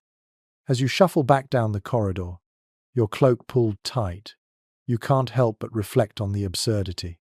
People fought wars, composed poetry, built cathedrals, and yet, every winter night, they still found themselves yelping at icy toilet seats. The contrast is almost comic, almost tragic, a reminder that history is not just battles and crowns, but also shivers and curses in the dark. Back in the hall, you sink onto a bench, warming your hands against the fire. The laughter around you grows louder, the ale sweeter, the music brighter. Yet you know that down the corridor, in the cold stone chamber, frost is still forming, waiting patiently for the next visitor. And so the castle teaches you again. Grandeur above, discomfort below. The icy rim of the garderobe is part of the story, as much as the banners in the hall. And in winter, perhaps even more so. You've grown accustomed to the routine now, the cold corridors, the drafty chutes, the icy seats. But there's another layer to this world, one that shapes not only your experience, but the castle's entire environment, where all that waste ended up. You step toward the outer wall again, leaning over a narrow window slit, and you catch sight of the moat below, glazed with ice, faint shapes trapped beneath its surface. It dawns on you that the moat was not just a defense, it was a dump. Castles were designed with waste disposal in mind. One documented practice, especially in England and France, was to build garderobes so that the shafts opened directly into the moat. In theory, the running water would wash everything away. In practice, the moat often became a fetid stew of refuse. Animal bones from the kitchen, rotten vegetables, broken crockery, and endless streams of human waste all met there. In summer, it festered. In winter, it froze into grotesque tableaux. Picture yourself leaning over the parapet and seeing yesterday's dinner preserved beneath a layer of ice, alongside darker stains you'd rather not name. Yet for all its filth, the moat was vital to defense. Soldiers patrolled it, water flowed through it, and attackers had to cross it. The irony is sharp. What was meant to protect also served as the castle's latrine. Chroniclers occasionally noted with dry humour that no army lingered long at the moat's edge, a testament to how foul the stench could be. It was both shield and shame.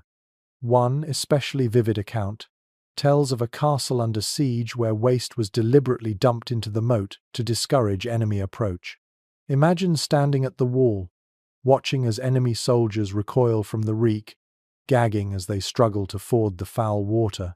It's grotesque but effective, a reminder that waste wasn't just a nuisance, but sometimes a weapon. And yet, winter changed the game. When the moat froze, the waste didn't drift away, it stayed, encased in ice. Servants and soldiers alike cursed the sight of it. In some winters, people even walked across the frozen moat, trampling over what had been discarded. The image is almost surreal, a noble child skipping across a frozen surface, unaware or perhaps indifferent to the layers of filth locked beneath their feet. Archaeologists today have uncovered remarkable details from moat excavations. Seeds from exotic fruits like figs, traces of imported spices, fish bones, and even lost trinkets have been found amid the muck. These finds reveal what people ate, what they valued, and what they lost. They also reveal parasites and pathogens, preserved in the muck for centuries. The moat, in its foulness, became a time capsule. Of course, not every castle had a water-filled moat. Some had dry ditches, and there too waste found its way. Rain and snow carried filth into these trenches, creating heaps of frozen refuse in winter. Servants sometimes shoveled snow into the ditches to cover the stench, turning the moat into a strange blend of natural and human layers. You can imagine the scene, a white blanket of snow dotted with dark streaks where the covering wore thin. The implications were serious. Water sources near castles could be contaminated. Illness spread when people unknowingly drank from streams connected to moats. Some historians argue that outbreaks of dysentery in castles were directly tied to these waste-filled defences. Others suggest the cold months slowed bacteria enough to spare winter garrisons, only for spring thaws to unleash the danger. The debate remains unsettled, much like the waste itself. For the people inside, the moat was a fact of life. They smelled it on the wind, saw it through narrow slits, heard the splashes as servants dumped buckets. It wasn't hidden, it was a constant reminder of human needs. And in winter, when the filth froze solid, it was a visible, almost sculptural presence at the castle's feet. You can almost picture a lord walking the battlements with a guest, gesturing proudly at the frozen moat while carefully avoiding comment on its contents. The grandeur of towers and banners overshadowed by the quiet shame of waste glinting beneath the ice. Visitors might chuckle politely, nobles might look away, but everyone knew. There's even a touch of dark humour here. Imagine a soldier patrolling at night, slipping on the frozen surface of the moat, falling hard onto a patch where waste lurked beneath the ice. His comrades would laugh, he'd curse, and life would go on. Human dignity was fragile in the Middle Ages, especially in winter. You step back from the slit now, drawing your cloak tight.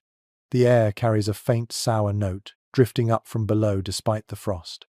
It's not overpowering, but it's persistent, a reminder that no matter how thick the walls or how high the towers, the castle cannot hide what its people leave behind.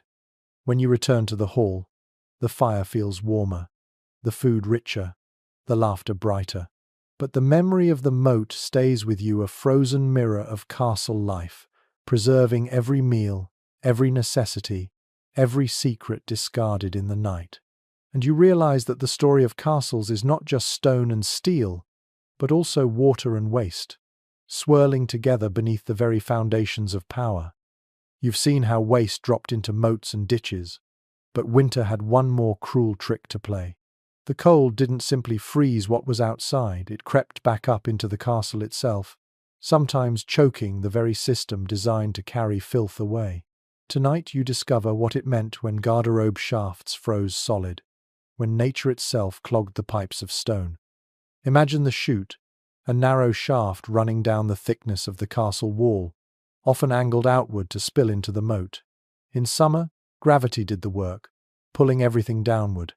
But in January, when frost coated stone like glass, the flow slowed. Moisture froze on the sides, narrowing the passage. Each new layer of waste added to the obstruction until, one morning, nothing would pass at all. You lower yourself onto the seat and wait, only to realize with dismay that the shaft below is blocked, a foul crust sealing it shut. Written accounts hint at such blockages. One 15th century steward's record from a northern English castle mentions payments to workers for breaking the frost in the privy chutes. It conjures the image of men crouched outside the walls with iron bars, hacking at iced-over shafts while their breath steamed in the air. The work was brutal. Splinters of ice and filth flew back into their faces, their hands numbed by cold metal tools. They hacked until the chute was clear, cursing under their breath, only to repeat the task again after the next freezing night. A bizarre anecdote even describes how boiling water was occasionally poured down garderobes in an attempt to melt the ice. You can almost hear the hiss and crack as hot liquid met frozen waste, the stench rising in a choking cloud. Servants carrying the steaming buckets must have loathed every step, knowing they would stand above the shaft as the vapor rushed back into their faces. Some castles tried preventative measures. There are notes suggesting straw or hay was dropped into shafts to keep them from freezing solid. the rough fibers discouraging ice from clinging to the stone. Whether it truly worked or not is another matter. One can imagine the servants muttering as they threw bundle after bundle down, only to discover the shaft frozen solid again the next morning. And when the blockage was complete, the consequences spread quickly. The garderobe became unusable. Chamber pots overflowed, stashed in corners longer than anyone liked. The smell, muted by frost, began to gather again, pooling in rooms where waste lingered. Life inside the castle grew tense. Everyone relied on the system, and when it failed, daily rhythms collapsed. Scholars remain divided on just how common these frozen blockages were. Some argue that the shafts were narrow enough and protected enough to remain functional most winters. Others point to the many records of workers clearing privies in January and February as proof that it was a regular crisis. The truth likely lies between. Not every winter was severe, but when the cold was deep, garderobe chutes became icy prisons for the very thing they were built to remove. Now imagine yourself as one of those workers. You stand at the base of the wall, the moat half frozen at your feet, iron bar in hand. The shaft looms above, silent, dark. You raise the bar and strike. The sound echoes, a dull thud followed by a sharp crack. Frost shatters, waste shifts, and a foul lump breaks loose, tumbling past you into the snow. You cough, turn your face away, and swing again. Your hands sting, your shoulders ache, but you keep going. Above, nobles sit by the fire, muttering about the inconvenience. Down here, you are the one who restores their comfort. Inside, the nobles themselves faced humiliation when blockages persisted. There's a story, perhaps exaggerated, of a lord forced to walk outside the walls and relieve himself in the snow because every garderobe in the castle was frozen. His household whispered about it for weeks, laughter muffled behind hands. The idea of a man who commanded soldiers humbled by frozen filth was too delicious to forget. It's almost comic, yet entirely believable. Winter equalized people in strange ways. Lords and servants alike cursed when the chutes clogged, all of them forced to improvise. Chamber pots multiplied. Straw was scattered in corners. Snow was scooped in desperation. Castles that looked invincible from afar were undone by the simplest, most humiliating of problems, a frozen toilet. And then came spring. When the thaw finally arrived, the blockages melted all at once, sending weeks of accumulated filth rushing down in a foul torrent. Imagine the sound, a sudden gurgle, then a roar, followed by a splash that sent even hardened workers stumbling back. The moat filled, the air reeked, and the castle heaved a collective sigh of relief mixed with disgust. The pipes had cleared, but the memory lingered.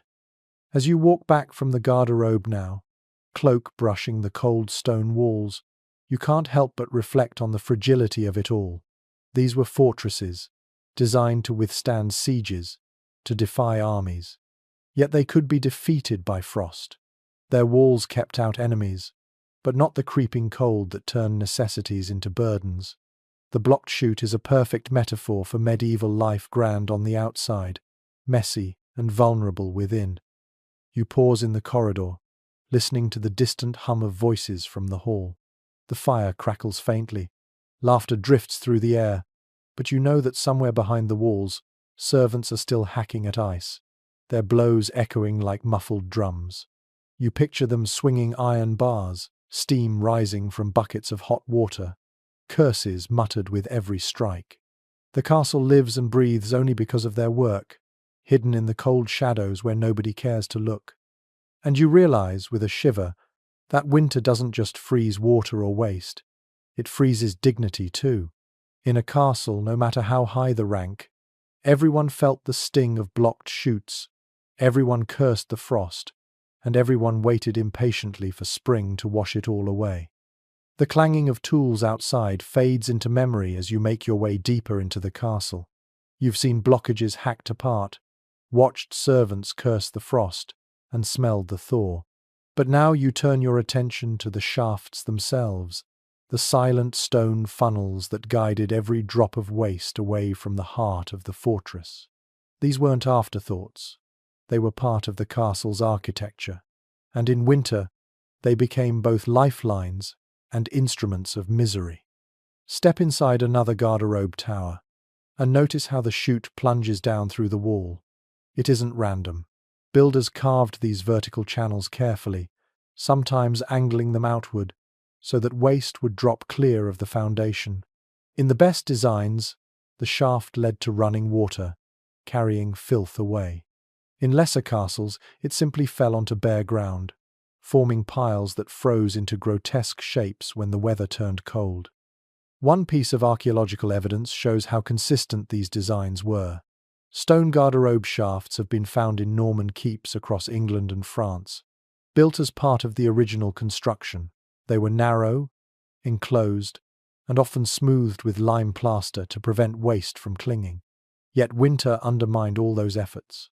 Frost crept along the lime, condensation froze, and drafts surged up like invisible arrows. The very design that worked so well in summer turned cruel in the depths of January. You lean over the shaft now, listening. The echo is uncanny. A drip, a faint whistle, a hollow resonance that seems to rise from nowhere and everywhere at once. You realize this was more than a toilet chute, it was a sound tube, broadcasting footsteps, coughs, even whispered words from outside. There are stories, strange but persistent, of enemies eavesdropping through garderobe shafts, crouched beneath the walls to catch conversations drifting down. Did it really happen? Some historians doubt it, arguing the sounds would have been too faint. Others insist the shafts acted like primitive amplifiers. The truth remains uncertain, but the possibility makes you shift uneasily. Then there's the darker tale. Enemies using the shafts as entry points. Chronicles tell of soldiers sneaking into castles through waste channels, climbing upward with ropes or scaling frozen piles beneath. Were these stories exaggerated? Likely. But they reveal the vulnerability people felt when perched on a seat above such an opening. In your mind, the shaft below becomes more than a tunnel for waste. It's a hole in the fortress itself, a place where drafts, spirits, and perhaps even enemies could creep in. One odd report even claims that people sometimes dropped refuse deliberately to discourage invaders, chamber pots emptied onto attackers, scaling walls, or filth dumped in haste during sieges. You picture yourself leaning out of the garderobe tower, flinging a bucket downward, the liquid freezing mid-air in the icy night, splattering against armored men below. Brutal, effective, and undignified all at once. But in daily life, the chute's importance was less dramatic. It was simply the channel that kept the castle livable. Without it, the air indoors would choke with filth. With it, life became bearable, even if each visit sent you shivering. You sit on the board again, staring at the dark void, and marvel at how such a simple piece of architecture carried such weight. Of course, not all chutes were equal. In wealthier keeps, shafts might be built in pairs, serving multiple seats in a row. In poorer fortresses, they were crude holes hacked into walls. Servants used smaller, rougher shafts tucked in corners, while lords enjoyed more spacious ones attached to their chambers. Yet the cold equalized them all. A noble backside felt the same icy blast as a peasant's. Curiously, some garderobe towers had multiple levels of shafts stacked atop one another. Waste from the upper levels often cascaded onto ledges before sliding down farther. In summer, this created foul buildups. In winter, those ledges became shelves of frozen filth, waiting for spring to collapse in revolting avalanches. Imagine the horror of walking beneath the walls just as the thaw released a season's worth of frozen debris. There's humor here too. Picture two soldiers perched in garderobes on different floors, one directly above the other, both grimacing at the thought of what might happen if timing went badly. Did accidents occur? Accounts are silent, but the geometry makes you wince at the possibility. Experts continue to puzzle over the efficiency of these systems.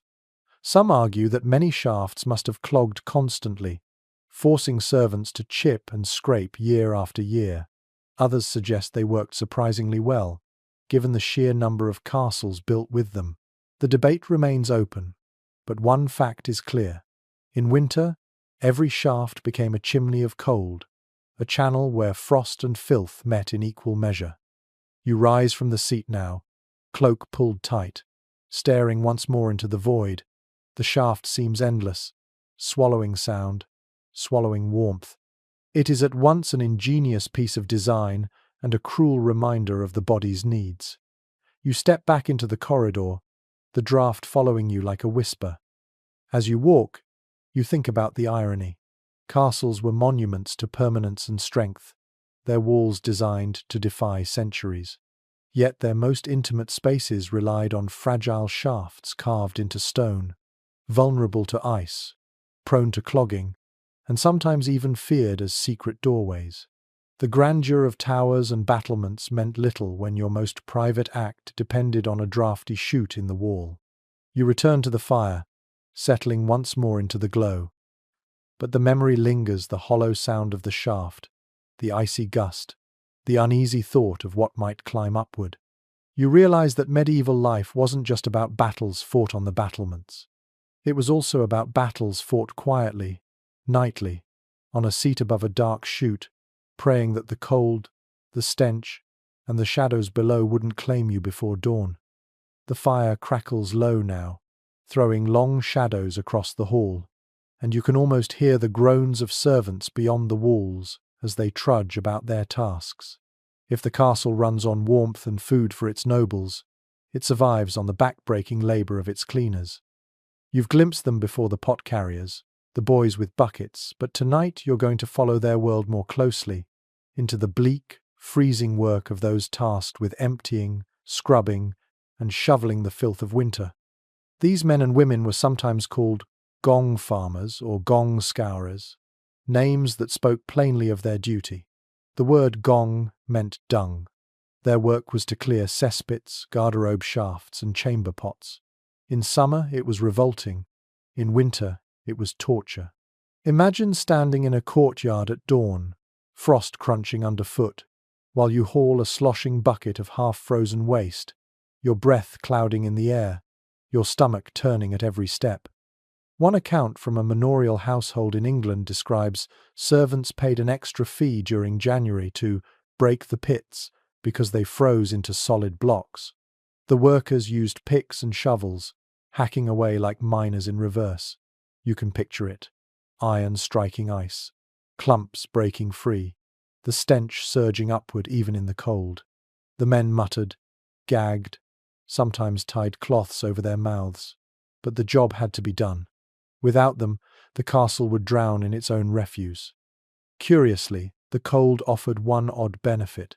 The freezing air dulled the smell. A gong farmer might note, grimly, that he preferred winter shifts, because at least the stench didn't make his eyes water as badly. The waste, hardened into lumps, could be shoveled rather than scooped, yet the work was still filthy, and frostbitten hands didn't make it easier. You imagine their fingers cracked and bleeding, the smell clinging to their skin long after the chore was done. There's a quirky little record from France describing how some workers joked about their trade, calling themselves lords of the pit in mocking tones. Humour was their only defence. You picture them laughing grimly as they haul frozen lumps out of a shaft, tossing insults at one another just to keep spirits up. The laughter echoes strangely in the frozen air, a mix of despair and resilience. But the dangers were real. Workers risked collapsing walls of waste, especially in large cesspits. In summer, suffocation from fumes was a constant hazard. In winter, the threat was frostbite and slipping on icy stone. One story, half tragic, half darkly comic, tells of a man who slipped while clearing a shaft, fell in, and was trapped until his comrades hauled him out. He survived, but the shame followed him for years. The memory of his frozen, foul-soaked figure became a castle joke. Scholars remain divided on how such workers were treated. Some argue they were despised, shunned because of the smell that clung to them. Others point out that their work was indispensable, and records show they were often paid better than other servants. Perhaps they lived in both worlds at once, mocked publicly, but quietly valued by the stewards who relied on them. You crouch in imagination beside one now, watching him scrape at a frozen shaft with a crude wooden shovel. His cloak is ragged, his boots cracked, but his arms swing steadily. He pauses only to spit, mutter, and blow warmth onto his fingers. You realize that without him, the castle's nobles could not enjoy their feasts or warm beds. He bears the hidden burden of their comfort. Consider, too, the endless rhythm of it. Every morning, every evening, every season, someone had to carry the buckets, clear the chutes, scrub the pots. In winter, the work grew slower but heavier, the ice making every task harder.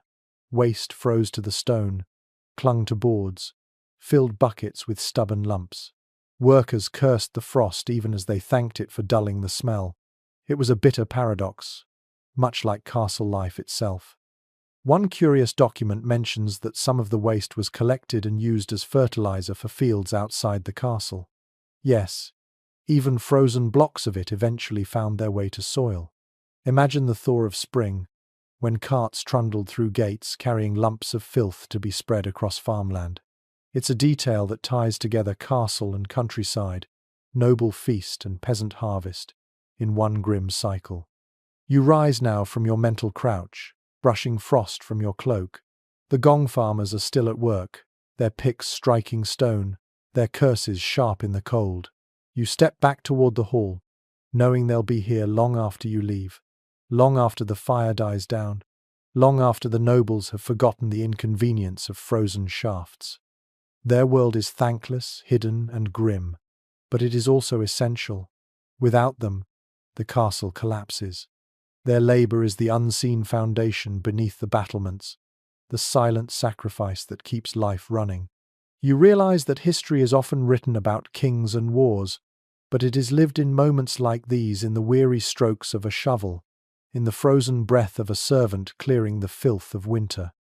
As you sit by the fire again, you hear faintly the sound of iron on stone, echoing through the night.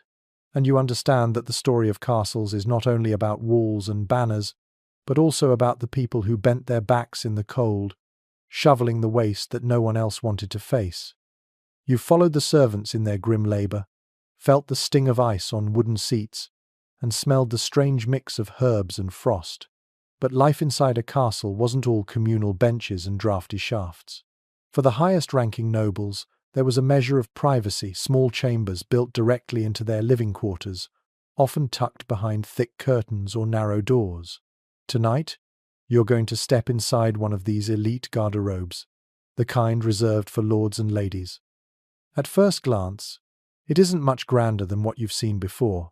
The chamber is still small, the air still cold, the shaft still waiting below.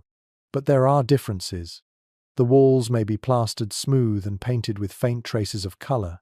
The seat might be carefully carved stone rather than a rough plank, sometimes even padded with cloth in wealthier households. Curtains could be drawn across the opening, giving a sense of seclusion. The privilege wasn't warmth exactly, but it was dignity. Evidence from royal and aristocratic castles shows that such private garderobes were common. Documents from Windsor and Kenilworth mention closets attached to chambers, spaces set aside for private use. The architecture still funneled waste outward, but the setting was closer to the lord's bed, sparing him the trek down freezing corridors. This alone was a luxury worth noting.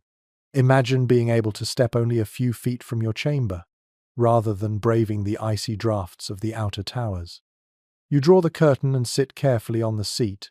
The air is still cold, no amount of status can banish that, but the space feels quieter, more intimate.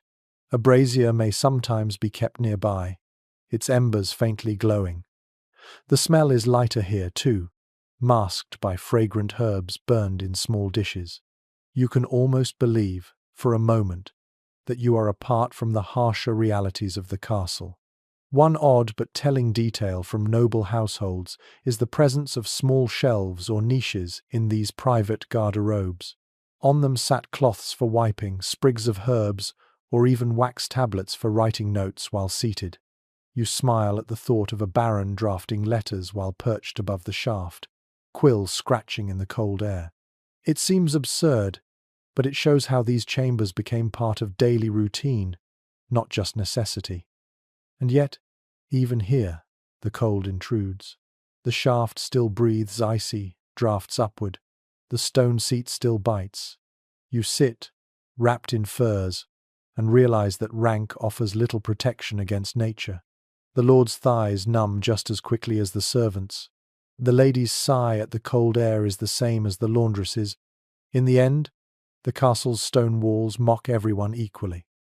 There's a curious anecdote recorded in a Burgundian household. A noblewoman insisted her garderobe be lined with velvet for the winter months. The servants dutifully arranged it, only to find the cloth soaked and fouled within days. The experiment was abandoned in disgust. It illustrates the futility of trying to outwit winter with finery. Practical wool and bare stone outlasted velvet every time. Still, nobles found small comforts.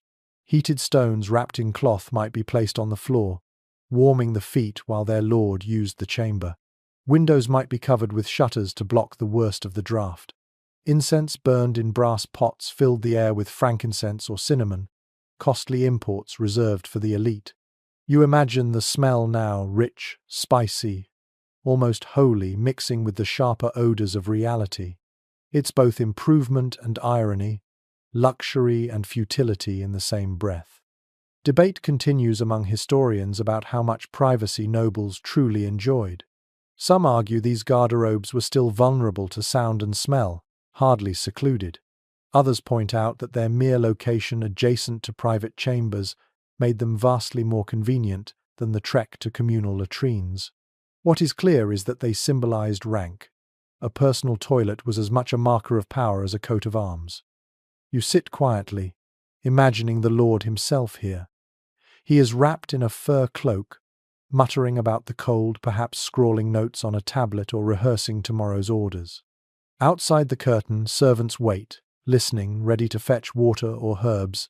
It is privacy, yes, but never solitude. Even the most private moments of noble life were touched by service and ceremony. There's an uneasy humor in this. The man who commands soldiers, the woman who rules a household, both reduced to shivering figures perched over a shaft. Their garderobe may be finer, but their discomfort is the same. You realize sitting here that castles were not just about rank and power. They were also about shared human needs, dressed in furs and incense, but still fundamentally the same. When you leave the chamber, you pull the curtain closed, the scent of incense clinging to your cloak. You step back into the larger chamber where tapestries hang and braziers glow. The warmth returns, and with it, the illusion of superiority. But the memory of the icy seat behind the curtain lingers, a reminder that no matter how high the rank, the body's needs humbled everyone in the frozen winters of the Middle Ages. The incense and velvet curtains of noble garderobes still linger in your memory, but the moment you step away from those slightly softened chambers, reality returns. For most people in the castle, there was no privacy, no painted plaster, no brazier waiting. The servants lived in the shadows of nobility, their bodies just as urgent, their needs just as constant, but their facilities were harsher, barer, and always more exposed to the cold. Picture the lower reaches of the castle, the kitchens with their smoky haze, the sculleries damp with spilled water, the barracks where guards rolled in rough blankets. Somewhere nearby, tucked against the wall, is a crude garderobe meant for the staff. It is smaller, darker, and far less maintained than the Lord's chamber closet. The stone walls are wet to the touch, condensation freezing in streaks that glitter faintly by torchlight. The seat is a splintered board, patched together from whatever wood was left. There is no curtain, no shelf with herbs, just a hole above a chute and the winter air rushing up without mercy. Records from household accounts hint at this division. Where nobles had separate garderobes adjoining their chambers, servants and retainers shared communal ones near work areas. Archaeology supports it. Excavations in kitchens and gatehouses often reveal smaller shafts, rough, hewn and narrow, clearly intended for staff use. The difference is stark, and tonight you sit down on one of these crude boards to feel it for yourself. The cold here is sharper, because the chamber is closer to the open air. The wind whistles louder, the draught fiercer. There is no brazier to dull the sting, no incense to soften the odor. The smell is raw, earthy, almost violent, only slightly muted by frost. You tug your cloak around you, but it does little. The wooden seat is rough beneath you, and the air makes your eyes water. One peculiar note from a servant's testimony centuries later recalls how the lower garderobes froze so quickly in winter that people would rather use chamber pots in corners of the kitchen than endure them. You can almost see it. Cooks crouched beside the hearth, furtively using a pot while the stew bubbled nearby, muttering that at least the fire kept them warm. Dignity was a luxury in the Middle Ages, especially for those without rank. There's a grim humour in the image of a noble feasting in the hall above, while a servant scurried down to a freezing hole in the wall, teeth chattering, cloak flapping. The servants' world was a mirror of the Lord's stripped of comfort. Where nobles sat behind curtains, servants perched in the open.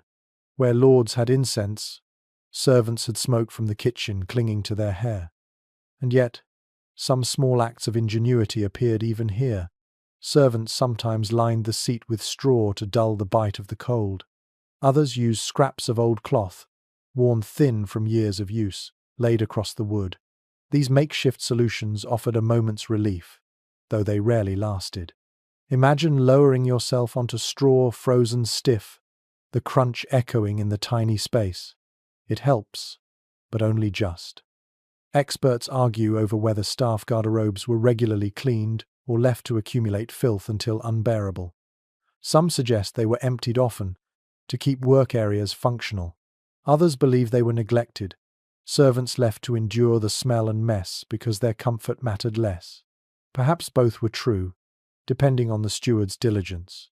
You sit now in the imagined gloom and realize how invisible these places must have been to nobles, how forgotten by chroniclers, yet how central to the daily life of those who kept the castle running. Think of the endless rhythm of the servants' day, hauling firewood, carrying water, scrubbing floors, tending animals. They worked from before dawn until long past dusk, and in the middle of all this, when their bodies demanded relief, they trudged to a freezing little chamber, muttering curses into the dark. You can almost hear it, the scrape of boots, the hiss of breath, the weary sigh as someone settled onto the icy seat before hurrying back to the kitchen fire. One unusual practice mentioned in a few sources is that some servants relieved themselves outdoors, even in winter, rather than face the communal latrine. Behind barns in corners of the courtyard, in snowdrifts at the edge of walls, they chose open air over foul, crowded shafts. The snow itself muffled smells and covered evidence. It was undignified, but so was everything else in their world. And here's where the contrast grows sharpest. Above, nobles muttered about draughts while wrapped in fur. Below, servants shivered on bare wood, their cloaks thin, their shoes worn. Both cursed the cold, but only one side had the option to complain loudly. The other simply endured. As you stand and step back into the corridor, you realize the truth. The castle's grandeur rested on the backs of those who used these dark, freezing closets. They endured filth so that others could enjoy feasts. They shivered so that others could sit in velvet.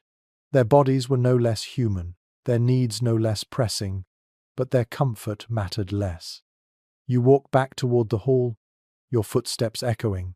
The torches flicker, the air carries both smoke and sourness, and you can't help but think that history is often written about kings and queens while forgetting the servants who froze in the shadows.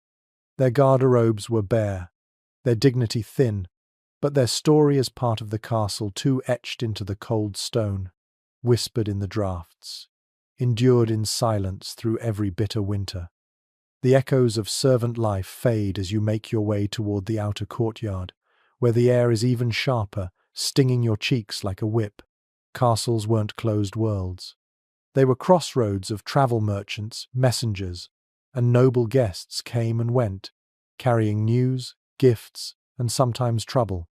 And whenever winter wrapped the fortress in ice, these travelers too needed relief.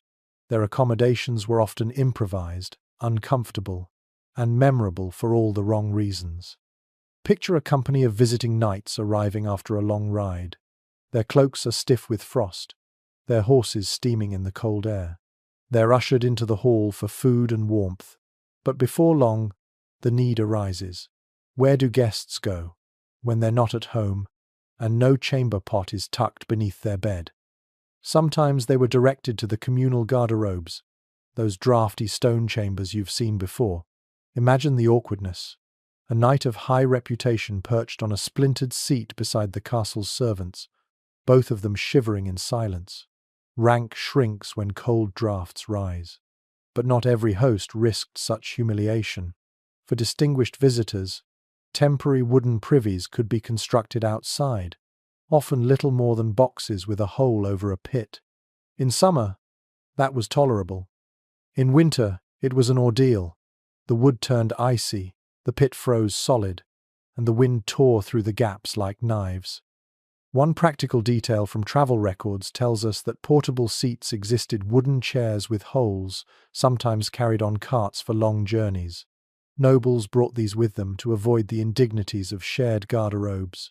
You can picture a squire dragging such a chair into a draughty guest room, placing a bucket beneath, and bowing out. It offered privacy, yes, but little comfort when the water in the bucket froze overnight. And then there were the makeshift solutions. Snowbanks, corners of barns, hastily dug pits. Chroniclers rarely mention these moments, but they must have happened often. You can imagine a messenger stepping outside on a freezing night, cloak pulled tight, squatting hurriedly behind a wall while the wind howled. No velvet, no incense, just necessity, raw and humbling. An unusual anecdote survives from a 15th century Burgundian household. A guest complained bitterly about being offered a latrine of straw, a simple pit lined with hay. His letter drips with disdain, but it reveals how even nobles sometimes faced crude arrangements when travelling in winter. The castle could only offer so much, and when visitors outnumbered garderobes, improvisation ruled. Scholars still debate how often castles built temporary wooden privies for guests. Some argue they were common at large gatherings, weddings, feasts, tournaments, especially when overflow crowds filled the halls. Others doubt such effort was frequent, pointing out that chamber pots were simpler. Either way, guests relied on whatever was available, and in winter that often meant shivering in corners, muttering curses in languages from across Christendom. You picture now a banquet night.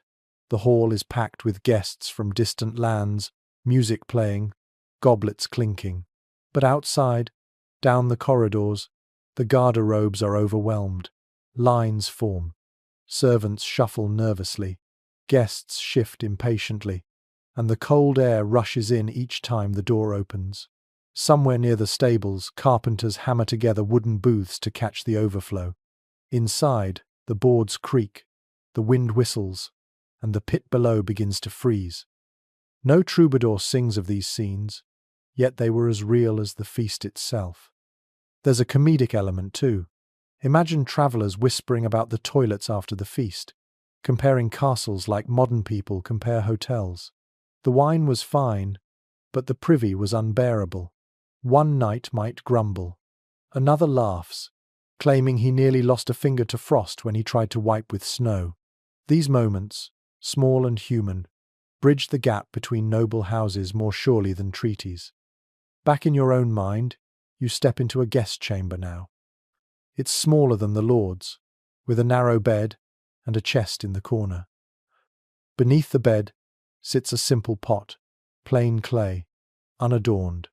You kneel, lift it, feel its surface cold as stone. It's a humble object, yet tonight it's your salvation. You use it quickly, return it to its place, and crawl back beneath your blankets, grateful not to walk the corridor. Somewhere beyond the walls, the wind howls across the moat, but for now, you're safe. As dawn approaches, servants will come to empty the pots, scrub the wooden booths, and scatter fresh straw. The cycle continues, unseen by chroniclers, unpraised in songs, but remembered in the mutters of travellers who endured it. and you realize that the story of castles wasn't only written in banners and battles, but also in the awkward complaints of guests clutching their cloaks on freezing nights, muttering that the wine was strong, but the privy stronger. The bustle of guests fades from your mind as you step through another passageway, this one lined with stone arches that echo faintly when you walk. The sound feels familiar, almost reverent, and before long you realize why. You've wandered into the cloisters of a monastery attached to the castle grounds. Not every fortress had monks nearby, but many did, and their way of handling winter toilets was as distinctive as their chanting prayers. Tonight, you're going to sit among the brethren and learn what it meant to use a monastic latrine when frost clung to every surface. Unlike the cramped garderobes of the castle, the monastic latrine or reredoter, as it was often called, was built for communal use on a scale that makes you pause. Imagine a long hall, stone walls thick, roof pitch steep, with a row of wooden seats stretching side by side like a bench without end. Beneath them ran a channel of water, sometimes diverted from a stream, intended to carry waste away. In summer, the water trickled steadily. In winter, it slowed, froze, and often failed. One reliable description comes from Cistercian monasteries, where these long latrines were part of daily life. They were practical, efficient, and utterly devoid of privacy. Dozens of monks sat in silence, their habits lifted, the only sounds the faint splashes below, or the whistle of wind through stone. The communal nature matched their ideals of humility. What was private in noble castles was shared here, a reminder that all were equal before God. Yet, when January winds howled through the cloisters, humility turned into suffering. Picture yourself now on one of those benches, perched between two monks, your breath fogs, mingling with theirs. The draught blows steadily along the row, turning the hall into a wind tunnel. The wooden seat beneath you creaks, its surface rimed with frost. You try to keep still, hands tucked into your sleeves, but the cold gnaws relentlessly. And here lies an odd little note. Some monasteries scheduled bathroom visits at set times, usually in the early morning. Imagine the scene: rows of monks trudging through the cloister in silence, robes swishing, sandals slapping against icy stone. They file into the reredoter, sit in solemn stillness, and do their business together, as much ritual as necessity. For them, the cold wasn't just inconvenience. It was discipline, another way to mortify the flesh. The sting of icy draughts became part of spiritual life. But even monks had their limits. Records show that herbs were sometimes strewn across the floor to dull odors, and woolen cloaks allowed in winter despite strict rules of simplicity. There's even a curious mention of monks warming stones by the kitchen fire and carrying them secretly to the latrines, tucking them under robes for a little warmth during their visit. You can't help but smile at the image. Holy men sneaking hot stones into a chamber of silence, each trying to outlast the cold without breaking their vow. Of course, problems arose when water channels froze solid. Without flow beneath the seats, the waste accumulated quickly. Servants, often lay brothers or hired laborers, had to hack away at the frozen buildup, shoveling it out into carts. Imagine the sound of picks striking ice beneath a line of seats. The monks above sitting stiffly, faces pale in the bitter air, the rhythm of prayer and labor intertwined in the strangest way.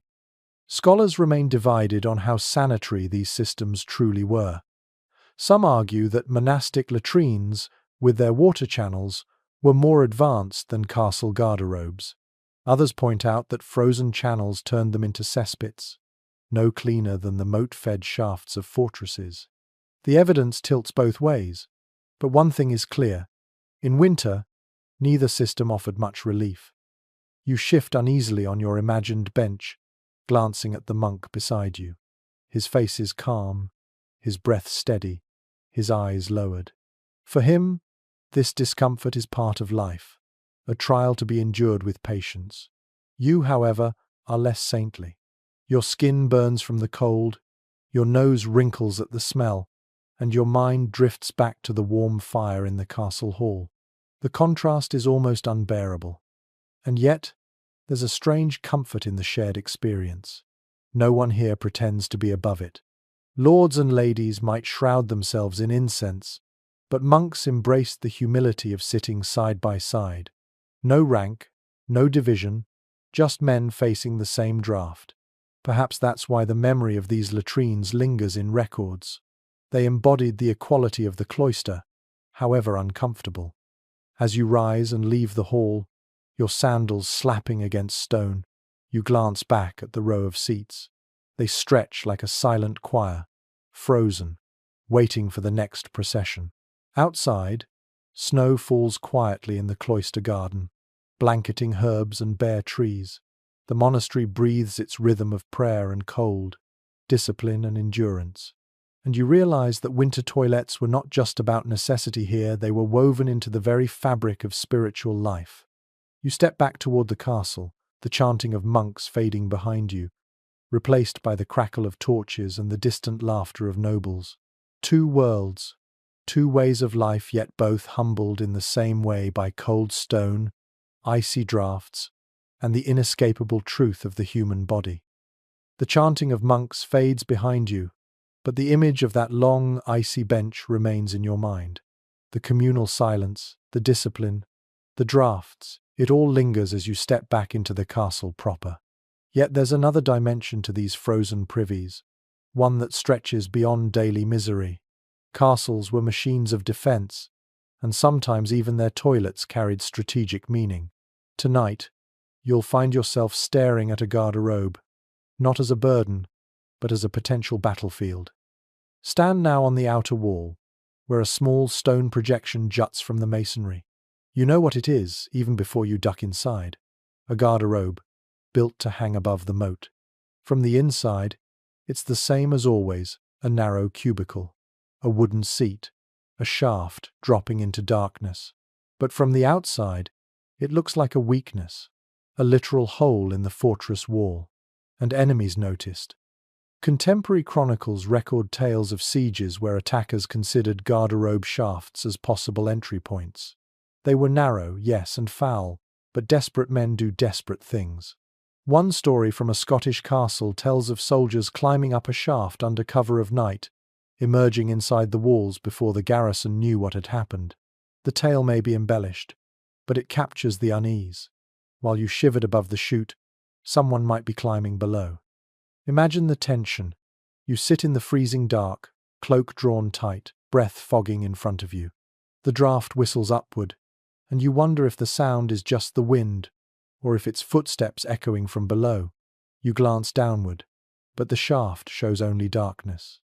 A paranoid thought creeps in. What if an enemy is scaling upward as you perch here, utterly exposed? Suddenly, the most private act becomes a moment of vulnerability. One archaeological survey notes that some garderobe shafts were deliberately designed with sharp bends or angled drops, making them harder to climb. Others had iron grates partway down, not to stop waste, but to block intruders. It's a fascinating glimpse into medieval priorities. Even toilets were fortified. Yet in smaller castles, or in those built in haste, such precautions were missing. The shaft remained a straight tunnel, a shadowed invitation. There's an amusing anecdote from French sources about a guard who refused to use the garderobe during a siege, convinced that enemies were lurking beneath. Instead, he relieved himself in a bucket in the guardroom. His comrades teased him mercilessly, but when attackers were later discovered probing the shaft, he claimed vindication. It's part comedy, part cautionary tale, and it shows how fear could twist even the simplest bodily act. Not all military use of garderobes came from below. Defenders sometimes weaponized them from above. Chronicles describe garrisons emptying chamber pots or dumping refuse on attackers scaling walls. The thought is grotesque but effective. A sudden rain of icy filth could scatter men on ladders more surely than arrows. In winter, when the contents froze, the danger was even greater. Imagine chunks of frozen waste hurled down, clattering against helmets, sending men stumbling into the moat. Brutality came in many forms, and castles used every resource. Historians remain divided on just how often garderobes played a role in sieges. Some insist the tales are exaggerated, products of imagination rather than fact. Others point to structural evidence, unusually angled shafts, signs of blocked or reinforced openings as proof that the threat was taken seriously. Whether common or rare, the very existence of these stories tells you how people viewed the toilet not just as a necessity, but as a potential crack in the armor of stone. Now imagine yourself walking the wall on a frozen night. The torches gutter in the wind, your breath streams white, and your eyes wander to that little projection. You picture yourself inside it, vulnerable, perched above an opening that leads straight into the moat. Suddenly the cold draft doesn't feel like the only danger. You wrap your cloak tighter, glancing nervously into the shadows, ears straining for sounds that aren't there. And yet, despite the risks, the garderobe remained. Castles couldn't function without them. They were a weakness, yes, but also a lifeline. Better to risk a shaft in the wall than a cesspit in the middle of the hall. The balance between hygiene and defense was never perfect. It was compromise carved into stone, endured winter after winter, siege after siege. As you step away from the projection, the irony lingers. The same shaft that made you shiver at midnight could one day serve as an enemy's ladder or a defender's weapon. Toilets were not just private chambers, but hidden battlegrounds, woven into the story of medieval war as surely as drawbridges and towers. You return to the hall, shaking the snow from your cloak, the fire's warmth wrapping around you once more. But you know that somewhere along the wall, another garderobe juts out into the dark, its shaft descending into shadow, both necessary and dangerous. And in the heart of winter, when every draught cuts sharper, that mix of comfort and vulnerability becomes impossible to ignore. The thought of garderobes as siege weaknesses still clings to your mind as you pace back toward the inner chambers. The great hall's fire offers light, but tonight you wander deeper into the castle's underbelly, down narrow steps that twist into darkness. Here, beneath the walls, you find the cesspits, those hidden vaults where waste collected, where cold turned filth into brittle layers, and where the air hung heavy with the smell of centuries. Imagine stepping into this space. The walls drip with condensation, the ceiling low enough that you must stoop. Torches sputter, their smoke curling against damp stone. At your feet lies a pit, half frozen, its surface a patchwork of ice and dark water. Crusted lumps jut upward, glinting faintly in the flame. Every step crunches against frost or slush. You cover your mouth with your cloak, but the smell still presses in, earthy, acrid, unrelenting. Even in winter, when frost muffles odours, the pit breathes its history. Archaeologists have uncovered astonishing finds from such cesspits. Seeds of figs, grapes and barley, bones of pigs and chickens, fragments of leather shoes, broken toys, even jeweled hairpins. Waste was more than excrement, it was the record of life. Frozen winters preserved it in layers, and centuries later, spades and trowels reveal meals eaten, games played, illnesses endured. The cesspit was an archive, though no one at the time would have seen it that way. But in its own era, the cesspit was feared. One chronicle tells of a pit overflowing after weeks of frost, the thaw releasing a torrent that flooded the lower chambers. Servants had to wade knee-deep in filth to clear it, their cries echoing through stone corridors. The tale is half grotesque, half tragic, yet entirely believable. You can imagine the horror as ice cracked, the stench rising like a ghost released. Sometimes the pits froze solid, and then work ground to a halt. Waste piled higher in garderobes and pots while servants waited for a thaw. In desperation, some poured hot water to melt layers, but the steam choked them, carrying fumes that made eyes burn and throats ache. Others hacked at the ice with shovels, chips flying like sparks in the torchlight. Their hands grew raw, the cold mixing with filth, until their very skin stank. There's a curious anecdote from a German castle, where cesspit workers claimed to hear voices in the ice, groans, sighs, whispers carried through frozen tunnels. They believed spirits haunted the waste, trapped by sin and filth. Perhaps it was only the creaking of frost, the shifting of ice under pressure. But in the half-dark, With every surface glistening and foul, belief was easy. You shiver, wondering if you too might hear the same phantom murmurs if you stayed long enough. Debate continues among historians about how often these pits were emptied. Some argue they were cleared only rarely, when absolutely full. Others believe maintenance was seasonal, tied to winter freezes and spring thaws. What seems certain is that the work was dreaded. Men were lowered by ropes, shovels in hand, to dig out the thick sludge and haul it up in buckets. In January, those buckets froze between lifts, their contents clattering like stones. The workers cursed, their arms burning, their faces streaked with grime. And yet, the cesspit wasn't always hidden away. In some castles, pits opened directly into courtyards or streams. You can imagine walking across a snowy yard, crunching over drifts, only to pass a dark hole rimed with frost where steam still rose faintly. The castle's grandeur coexisted with such grim sights, unavoidable and unforgettable. One servant's account recalls how children dared each other to throw stones onto the frozen surface of a pit, laughing as the ice cracked, then running in terror when the smell burst upward. Childhood mischief and filth collided in those moments, weaving strange memories into castle life. You stand now above the imagined pit, torchlight flickering across ice.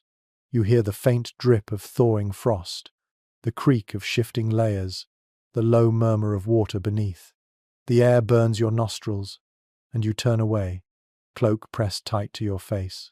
The stone steps carry you upward again, back toward fresher air, though the smell clings stubbornly, as if it has soaked into your very skin.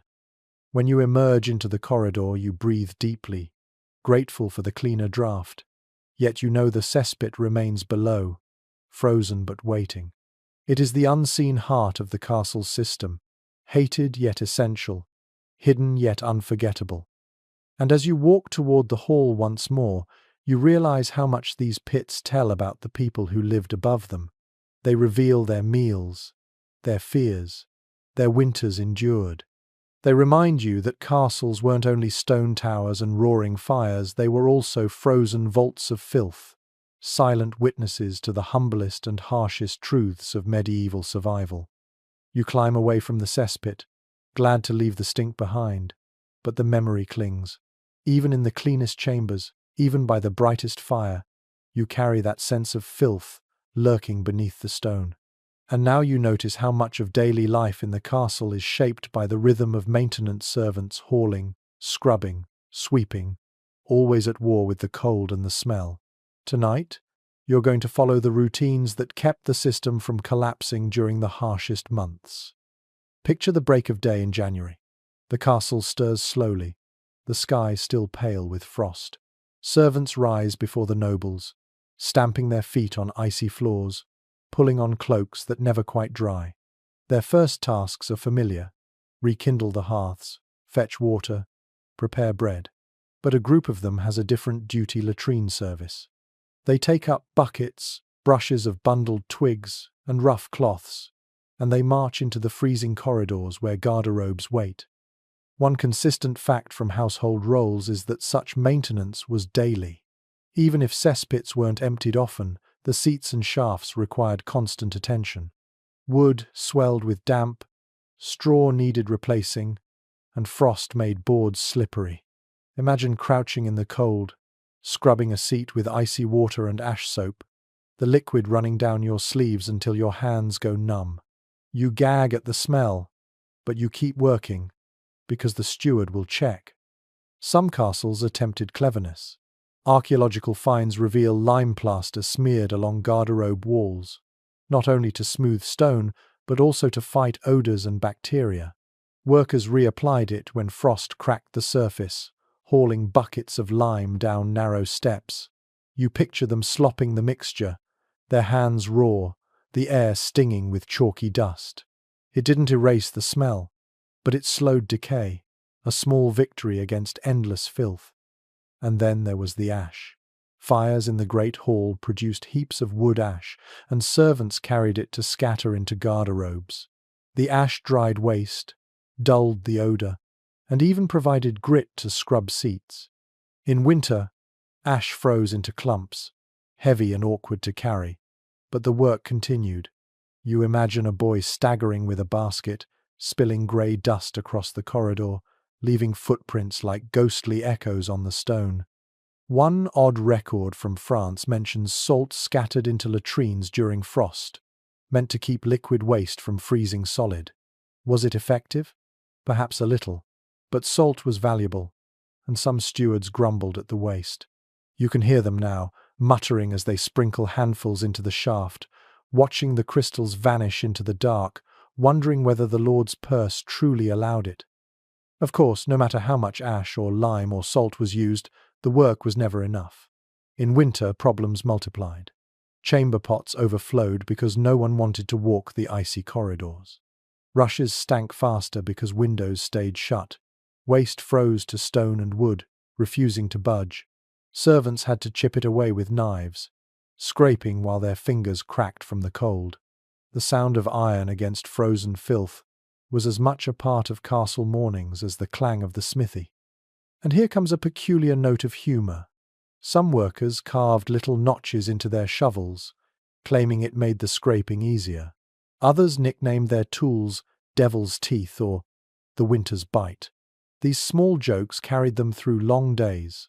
You smile at the thought of two men swinging picks in a frozen shaft, laughing grimly as they argue which notch made the work faster. Experts continue to debate whether castles had designated teams for this labour, or whether it rotated among lower servants. Some accounts suggest entire groups of workers specialised in latrines, despised for their smell but valued for their necessity. Others hint that any servant could be ordered into the task at a steward's command. The truth may have varied from place to place, but in every castle, someone faced the daily battle, unseen by nobles but essential for survival. Now place yourself in their shoes. It's dawn. Your breath clouds before you, and the steward thrusts a broom of twigs into your hand. You trudge down the corridor, heart heavy, muttering under your breath. You push open the garderobe door, and the draft greets you instantly. You scrape, you scrub, you dump ash, you replace straw. The cold bites your fingers, the smell curls around you, but you keep going, because you must. And when you're done, you leave silently, unseen, ready to start again tomorrow. One strange comfort was the knowledge that winter slowed disease. Servants sometimes remarked that the smell was less, the sickness fewer. Frost dulled the stench that in summer brought flies and fevers. It was small consolation, but it mattered. You can imagine one worker shrugging and saying, "At least the stink sleeps in winter," before returning to his chores. But the relief was temporary. Spring always came, and with it the thaw. All the layers of frozen filth suddenly softened, smells surged back, and the work redoubled. Winter was misery, yes, but it was also reprieve. That paradox defined life in the castle, comfort and torment, side by side, bound by the turning of the seasons. You climb the stairs back toward the great hall, your imagination heavy with the sound of scrubbing and scraping. The nobles never saw it, but the castle's smooth operation depended on those unseen rhythms. Maintenance was survival, carried out in silence, endured in frost, forgotten in chronicles but remembered in the bones of the walls themselves. When you settle once more by the fire, the laughter of nobles in your ears, you know the truth. Every warm feast, every cheerful song, every roaring blaze was built on the back of servants battling filth in the cold. Their labour, hidden and humble, was the foundation of castle life. And without it, no lord, no lady, no knight could have endured even a single winter. You've watched servants scrub boards, scatter ash, and chip frozen filth from stone. But maintenance wasn't the only concern. A castle, after all, was home to more than nobles and workers. It was also a world alive, with animals, dogs prowling kitchens, cats hunting mice, birds wheeling overhead, and rats nesting wherever food or warmth could be found. And when winter pressed in, these creatures found their way into garderobes and cesspits, turning toilets into strange ecosystems. Tonight, you'll peer into the dark, not just for draughts and filth, but for glowing eyes and skittering paws. Step into a narrow chamber once more. The torchlight flickers against the shaft, shadows twisting. You lean closer, listening. At first you hear only the moan of wind, but then comes a faint, scurrying sound. It's unmistakable. Rats. They thrive here, feeding on scraps dropped down the chute. In summer, they swarm. In winter, they huddle in frozen nests, darting out to gnaw at hardened lumps of refuse. You imagine sitting above the shaft, shivering, while the sound of squeaks rises beneath you. It makes your skin crawl. Archaeological digs in medieval cesspits confirm this reality. Rat bones, gnawed seeds, and burrows carved into layers of waste tell the story clearly. The garderobe shaft was not just a toilet, it was a pantry for vermin. And with vermin came fleas, spreading silently through straw floors and woolen cloaks. The cold slowed them, yes, but it never truly stopped them. Every winter, castle folk prayed for relief, and every spring, the pests returned in force. One odd detail from chronicles even describes cats stationed near garderobes, meant to keep the rats in check. Imagine a skinny cat prowling the icy chamber, eyes glowing in the torchlight, tail flicking as it waits for movement in the shadows. You sit on the board above, breath fogging, praying the cat doesn't leap into your lap mid-use. It's both absurd and plausible, a small defense in a world where every corner teemed with life. And rats weren't the only intruders. Birds, too, found their way in. Open shafts meant open skies, and sparrows or pigeons sometimes swooped through, especially when snow covered the ground outside. A startled flutter of wings in the dark could turn a cold visit into a moment of panic. Picture yourself gripping the wooden seat, heart racing, as feathers whip past your face in the gloom. You mutter a curse under your breath, swearing you'll never visit again without a lantern. But the strangest intruders of all were the insects that clung to life even in winter. Chronicles mention lice and worms, parasites that plagued every class of society. In the frozen garderobe, they slowed but never died. The shafts became breeding grounds, waiting to revive when warmth returned. People knew it, feared it, and muttered about invisible creatures in the air. They lacked the language of germs, but they sensed something lurking. Scholars remain divided on how much vermin influenced medieval health. Some argue that rats in garderobes were a minor nuisance, overshadowed by greater problems like contaminated water. Others suggest they were a constant source of disease, spreading silently in straw and wool. The evidence is compelling either way, but for you, perched above the shaft, the scurrying sound is enough. There's a dark humor here, too. Imagine a servant stumbling into the garderobe at night, torch in hand, only to find two rats frozen mid-climb on the icy shaft, their little bodies stuck fast. He kicks them loose, mutters about God's judgment, and goes about his business. Later, children discover the frozen creatures in the yard, laughing as they hurl them like stones across the snow. It's grotesque, yet entirely believable in a world where survival left little room for sentiment. Dogs, too, played their part. Kitchen hounds scavenged bones and sometimes strayed near the garderobe pits, sniffing curiously at the frozen heaps. Some records hint that dogs even dug into waste piles, a habit that horrified stewards but persisted nonetheless. You can almost see it, a mutt bounding into the hall, muzzle smeared, wagging happily while nobles wrinkle their noses. The laughter would be uneasy, the disgust universal. And then there are the stories, half myth, half warning, of snakes or eels lurking in watery moats, slithering upward through shafts.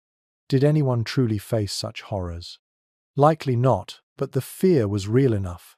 Cold draughts, strange noises, and shadows moving in the dark made people imagine anything. You can picture a servant swearing he saw an eel rise from the shaft, his tail spreading through the castle until no one dared sit without glancing down nervously. One particularly quirky practice aimed at keeping vermin at bay was the scattering of sharp thorns in shafts. Accounts from rural households describe this, though whether castles followed suit is unclear. Still, the idea of a shaft studded with brambles is vivid. Did it stop rats? Perhaps. Did it scratch anyone foolish enough to lean too far? Almost certainly. You rise from the seat now, pulling your cloak tight, ears still tuned to faint scurries below. You step back into the corridor, relieved, yet uneasy. The castle is alive, not just with nobles and servants, but with creatures sharing every corner. Their presence shaped the experience of winter toilets as much as drafts or frost. To sit in the garderobe was not just to endure cold, it was to share space with rats, cats, birds, and whatever else crept through stone and shadow. As you walk back to the hall, you realize how much these creatures blurred the line between fortress and wilderness. The walls kept out armies, but not vermin. The moat froze, but life stirred within it. Winter numbed smells, but it didn't silence squeaks.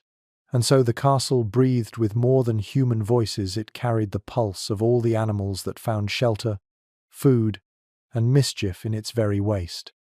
You sink once more by the fire, the warmth wrapping around you, but your imagination refuses to let go. You picture glowing eyes in the shaft, wings fluttering in the dark, claws scratching against ice. And you understand that medieval life was never solitary. Even in your most private moment, you were never truly alone. The fire's glow soothes your nerves after the imagined flutter of wings and the scratching of rats. Yet another thought gnaws at you. You've seen how nobles and monks endured their freezing chambers, how servants scraped frost and shoveled filth, how animals prowled in the shadows. But what of the women who lived here, ladies, maids, and daughters? How did they navigate these icy garderobes in layers of skirts, with dignity always under scrutiny, in the heart of the coldest winters? Tonight, you step quietly into their world. Imagine the lady of the castle in her chamber, wrapped in fur-lined gowns, her hair bound carefully, her honor tied to every action. She rises in the night, lantern flickering in her hand, her breath pale in the dark. She must walk to a private garderobe, or more likely in deep winter, reach for a chamber pot tucked discreetly beneath a stool. The pot is glazed with painted flowers, perhaps imported, perhaps gifted. It's cold to the touch, biting even through cloth. She shivers as she uses it, then covers it quickly, grateful for the privacy of her curtains. The chamber is not warm, but at least it's her own. Now picture her maid. She too needs relief. But her chamber holds no velvet-draped bed, no painted pot. Instead, she hurries down the corridor toward a communal seat. Her skirts tangle around her ankles as she lifts them, her fingers stiff with cold. She balances awkwardly on the rough board, the icy draft rushing upward, her teeth clenched against a gasp. It is undignified, uncomfortable, and wholly unavoidable.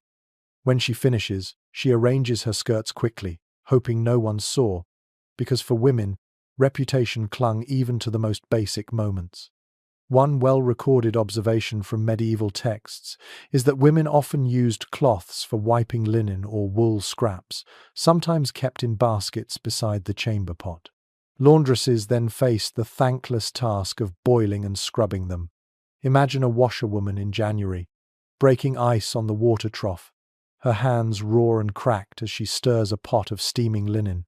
The smell rises, the steam scalds, and she mutters prayers that spring will come soon. There's a quirky note, too. In some households, women sprinkled rose petals or lavender into their pots, believing it masked odors and maintained modesty. Archaeologists have even found traces of flower pollen in cesspit layers. You can almost see it, ladies casting petals into their chamber pots, clinging to a sense of refinement amid the cold. A fragile act of beauty, fragile as the petals themselves. But dignity was never guaranteed. Winter made accidents common. Frozen skirts brushed against icy seats, soaking fabric that never dried in time. A maid might stumble on slippery rushes, her torch sputtering out, leaving her in darkness with skirts bunched and dignity shattered. The memory would haunt her long after the frost melted. Scholars still discuss whether noble women truly had better arrangements. Some argue that private garderobes gave them comfort and privacy. Others note that even queens muttered about the cold and smell, proving that rank softened little. Either way, the gendered difference lay in expectation. Men could joke about garderobes, but women carried silence. Chroniclers rarely recorded their complaints, yet their reality was just as bitter. Imagine now a young girl, perhaps a daughter of the household, rushing to the chamber at dawn.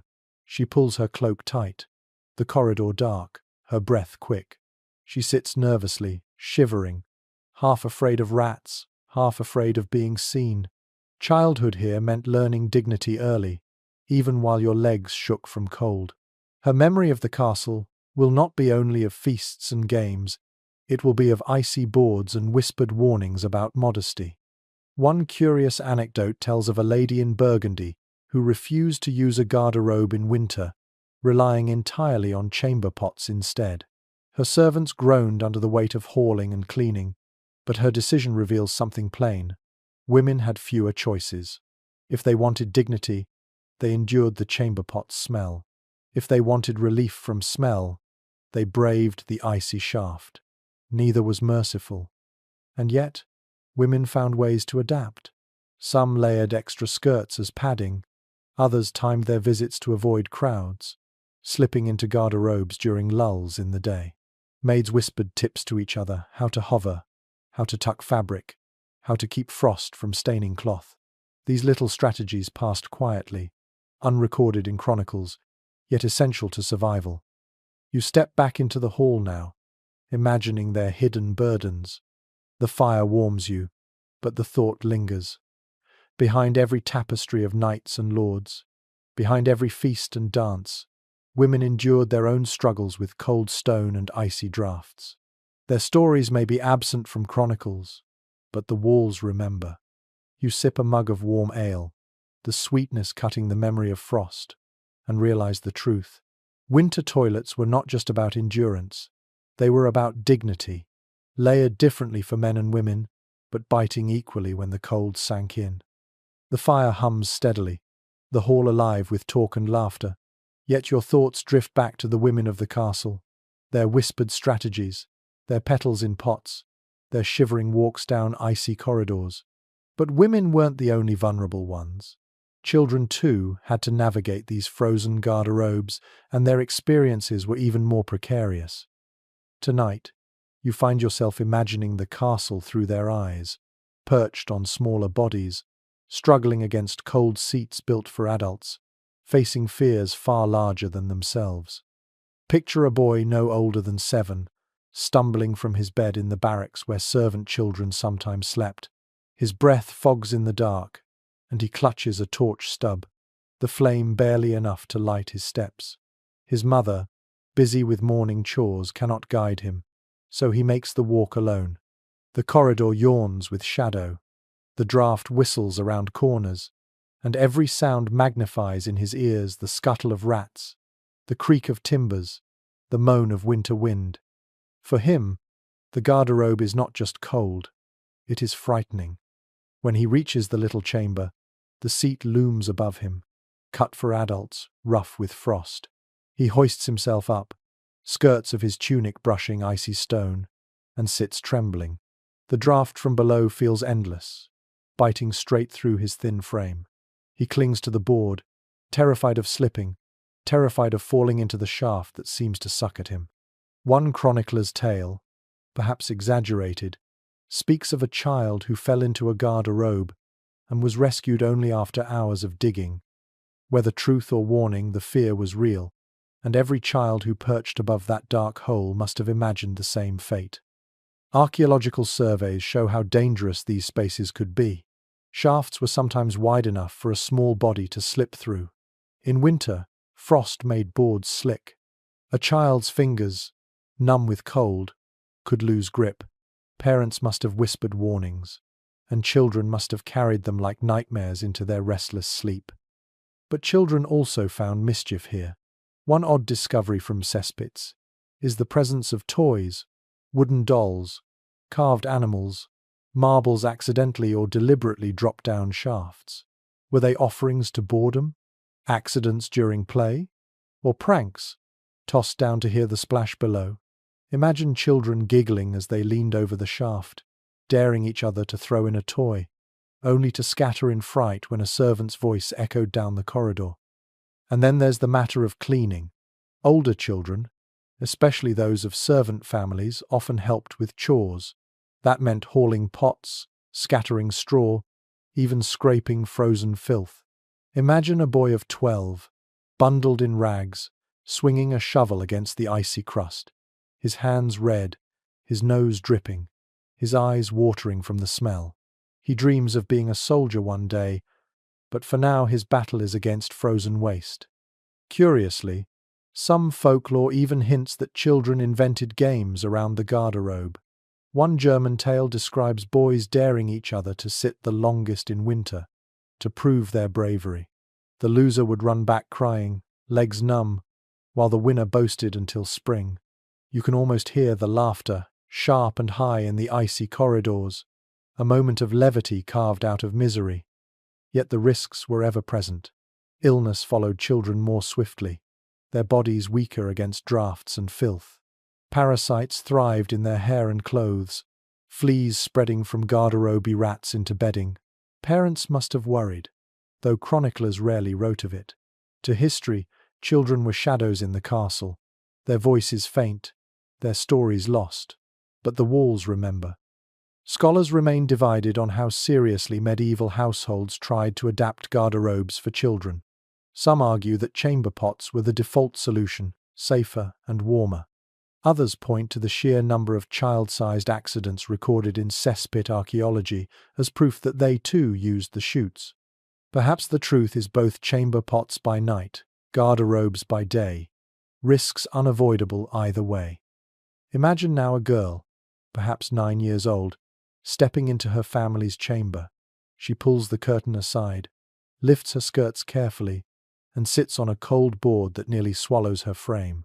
She wriggles nervously, holding her breath against the draught, muttering a prayer she learned from her nurse. She finishes quickly, leaps down and scampers back beneath her blankets, hiding from the cold as much as from her own fear. That memory will stay with her, shaping how she remembers castle life, always the cold, always the draught, always the worry of falling. There is humour here too, though tinged with unease. Imagine parents chuckling nervously at their children's complaints. The seat bit me. The wind whistled a song.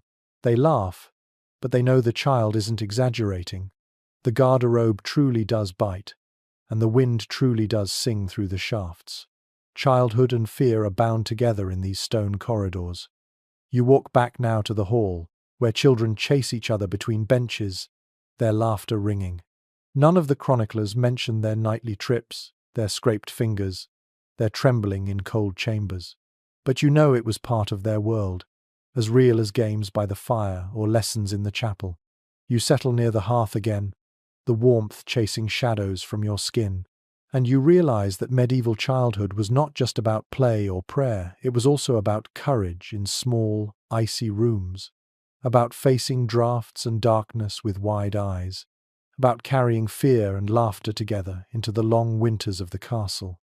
The laughter of children fades into the background of the great hall, replaced by the steady murmur of voices and the clink of goblets.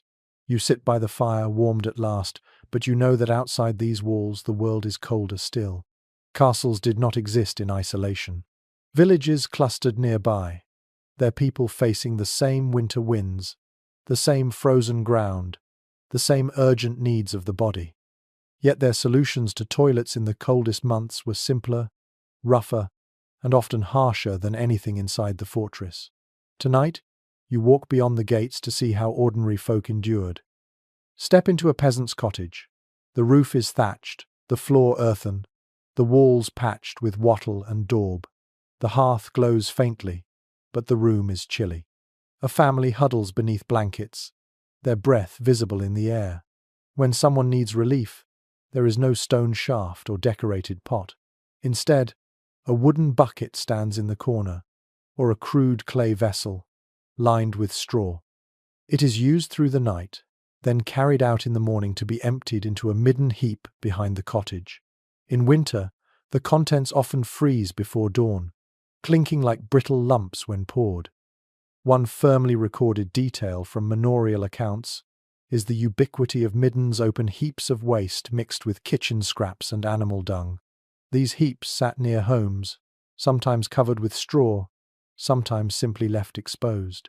In January, they became frozen mounds, steaming faintly in the morning sun. Chickens scratched at them, dogs sniffed, and children dared each other to climb the crusted sides. Imagine the sight. A pale landscape dotted with little hills of frozen refuse, as much a part of village life as fields or wells. Curiously, these heaps were not only nuisances, they were resources. Once thawed, the waste was spread on fields as fertilizer. A peasant trudging through the snow with a bucket of frozen dung knew it would feed the spring barley. It was foul, yes, but it was also survival. The cycle of filth and food was intimate, unavoidable, and accepted. You picture a man in rough woolen hose, his boots caked with frost, heaving a frozen lump onto the pile with a grunt, muttering that it would make the turnips grow tall.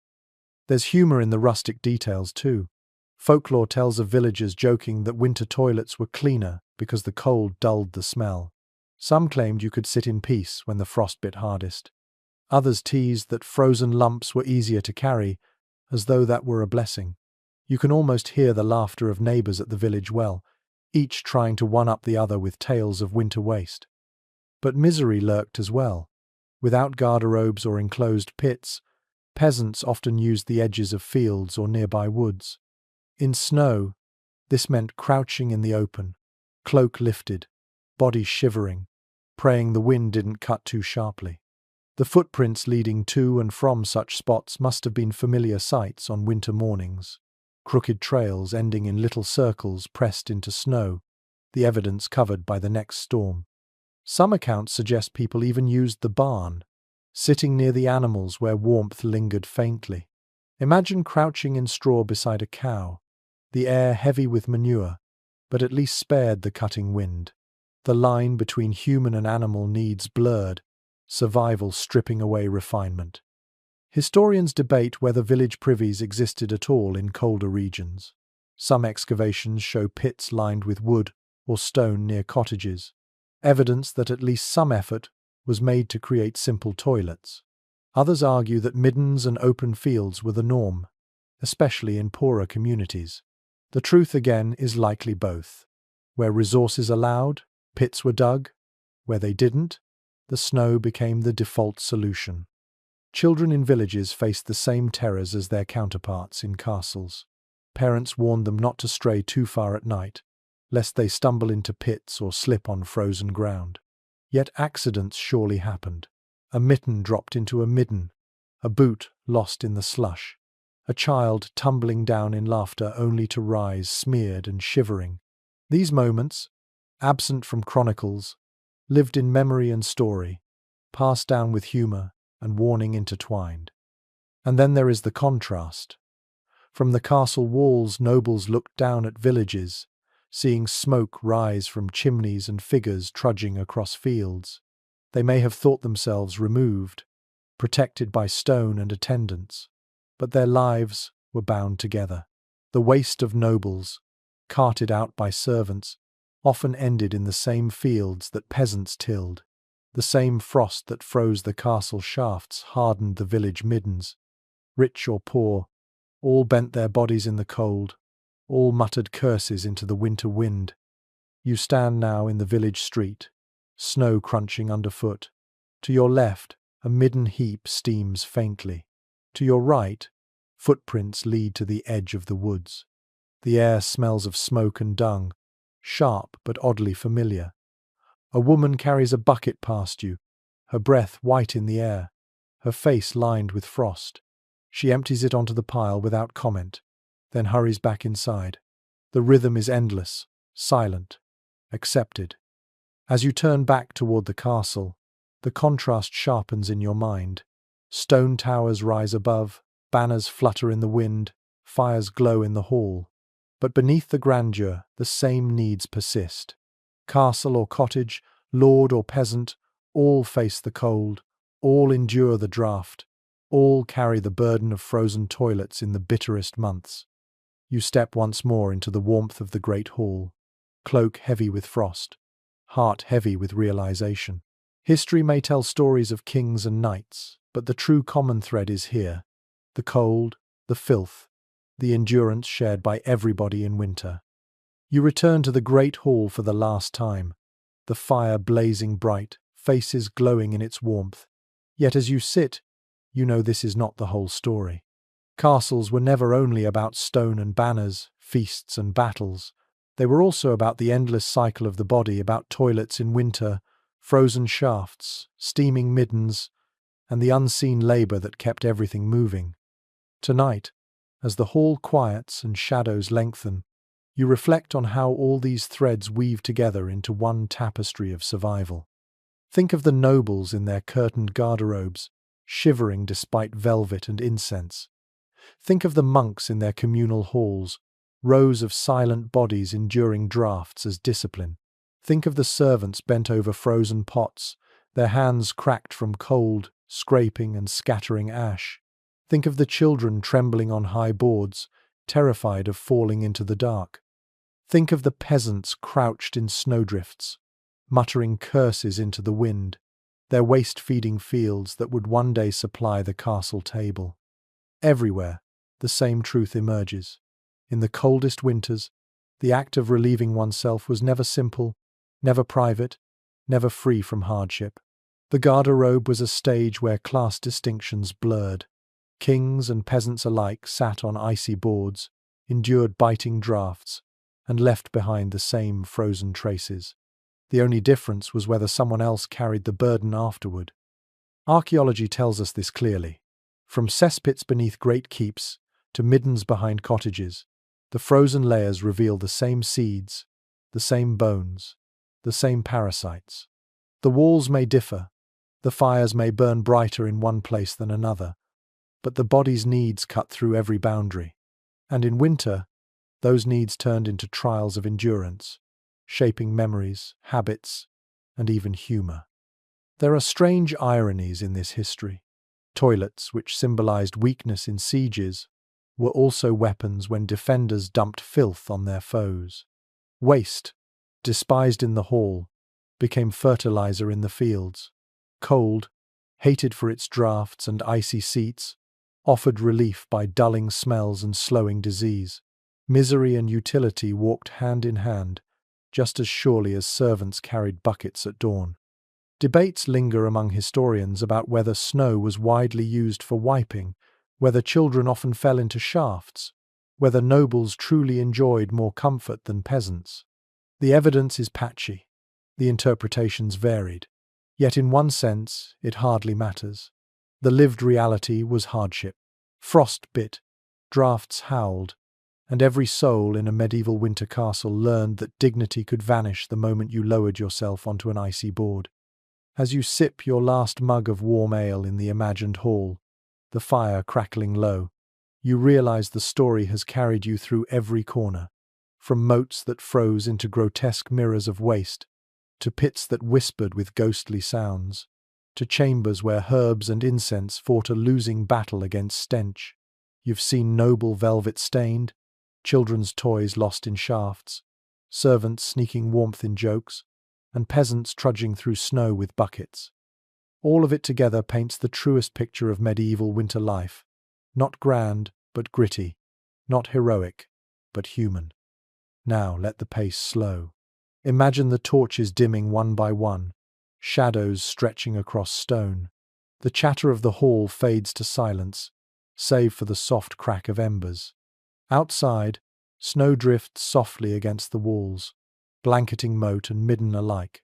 Inside, people curl beneath cloaks, drifting into uneasy sleep, chamber pots tucked beneath beds, waiting for morning. The servants settle too, their shovels leaned against walls, their breath finally at rest. Even the rats quiet, huddled in nests of straw, waiting for spring. You close your eyes, picturing the castle wrapped in frost. The towers stand proud, banners stiff in the frozen wind, yet within, Every chamber breathes with human need. It is humbling, almost comforting, to know that the mighty and the meek alike shared this reality. History may speak of crowns and battles, but the true story lies in the cold stone chambers, where all were equal before the draft. And now, let your own breath soften. Let the memory of icy corridors fade. Let the sound of dripping water recede. Let the smell of herbs and frost dissolve into silence. You are safe, warm, and far from those freezing garderobes. The castle settles, the night deepens, and your mind drifts gently downward, away from filth and fear, into the calm embrace of sleep. The journey through medieval castles has been long and detailed, and now the time has come to let it all drift away. You've walked the icy corridors, peered into frozen shafts, and sat beside servants carrying buckets at dawn. You've glimpsed the life of nobles behind velvet curtains, monks lined in silence, children shivering on high boards, and peasants crouched in snowdrifts.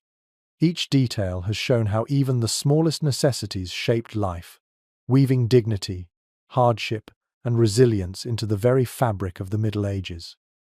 But as the night deepens, you don't need to carry those images anymore. Let the sound of dripping water soften into nothing. Let the cold draughts you imagined melt into a quiet breeze. The crackle of the hall fire fades, leaving only warmth, gentle and steady, wrapping around you like a blanket.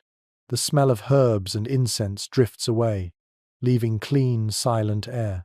The scurrying of rats, the creak of wooden seats, the splash of frozen waste, all of it dissolves, leaving you in stillness. Take a slow breath. Picture snow falling quietly outside the walls, each flake muffling the world, softening its edges, erasing its harshness. The castle no longer feels drafty or cold. It is only a silhouette under moonlight, peaceful, timeless, and calm. Inside, every sound is hushed, every fire banked low, every person asleep. The burdens of winter toilets are gone. What remains is quiet endurance, the kind that carried humanity forward century after century. You are part of that story, but tonight you do not need to think of hardship. Tonight you rest. The castle stands guard in your imagination, its stones strong, its halls silent, its towers bright beneath the stars. You are safe, you are warm, you are at peace. Drift gently now,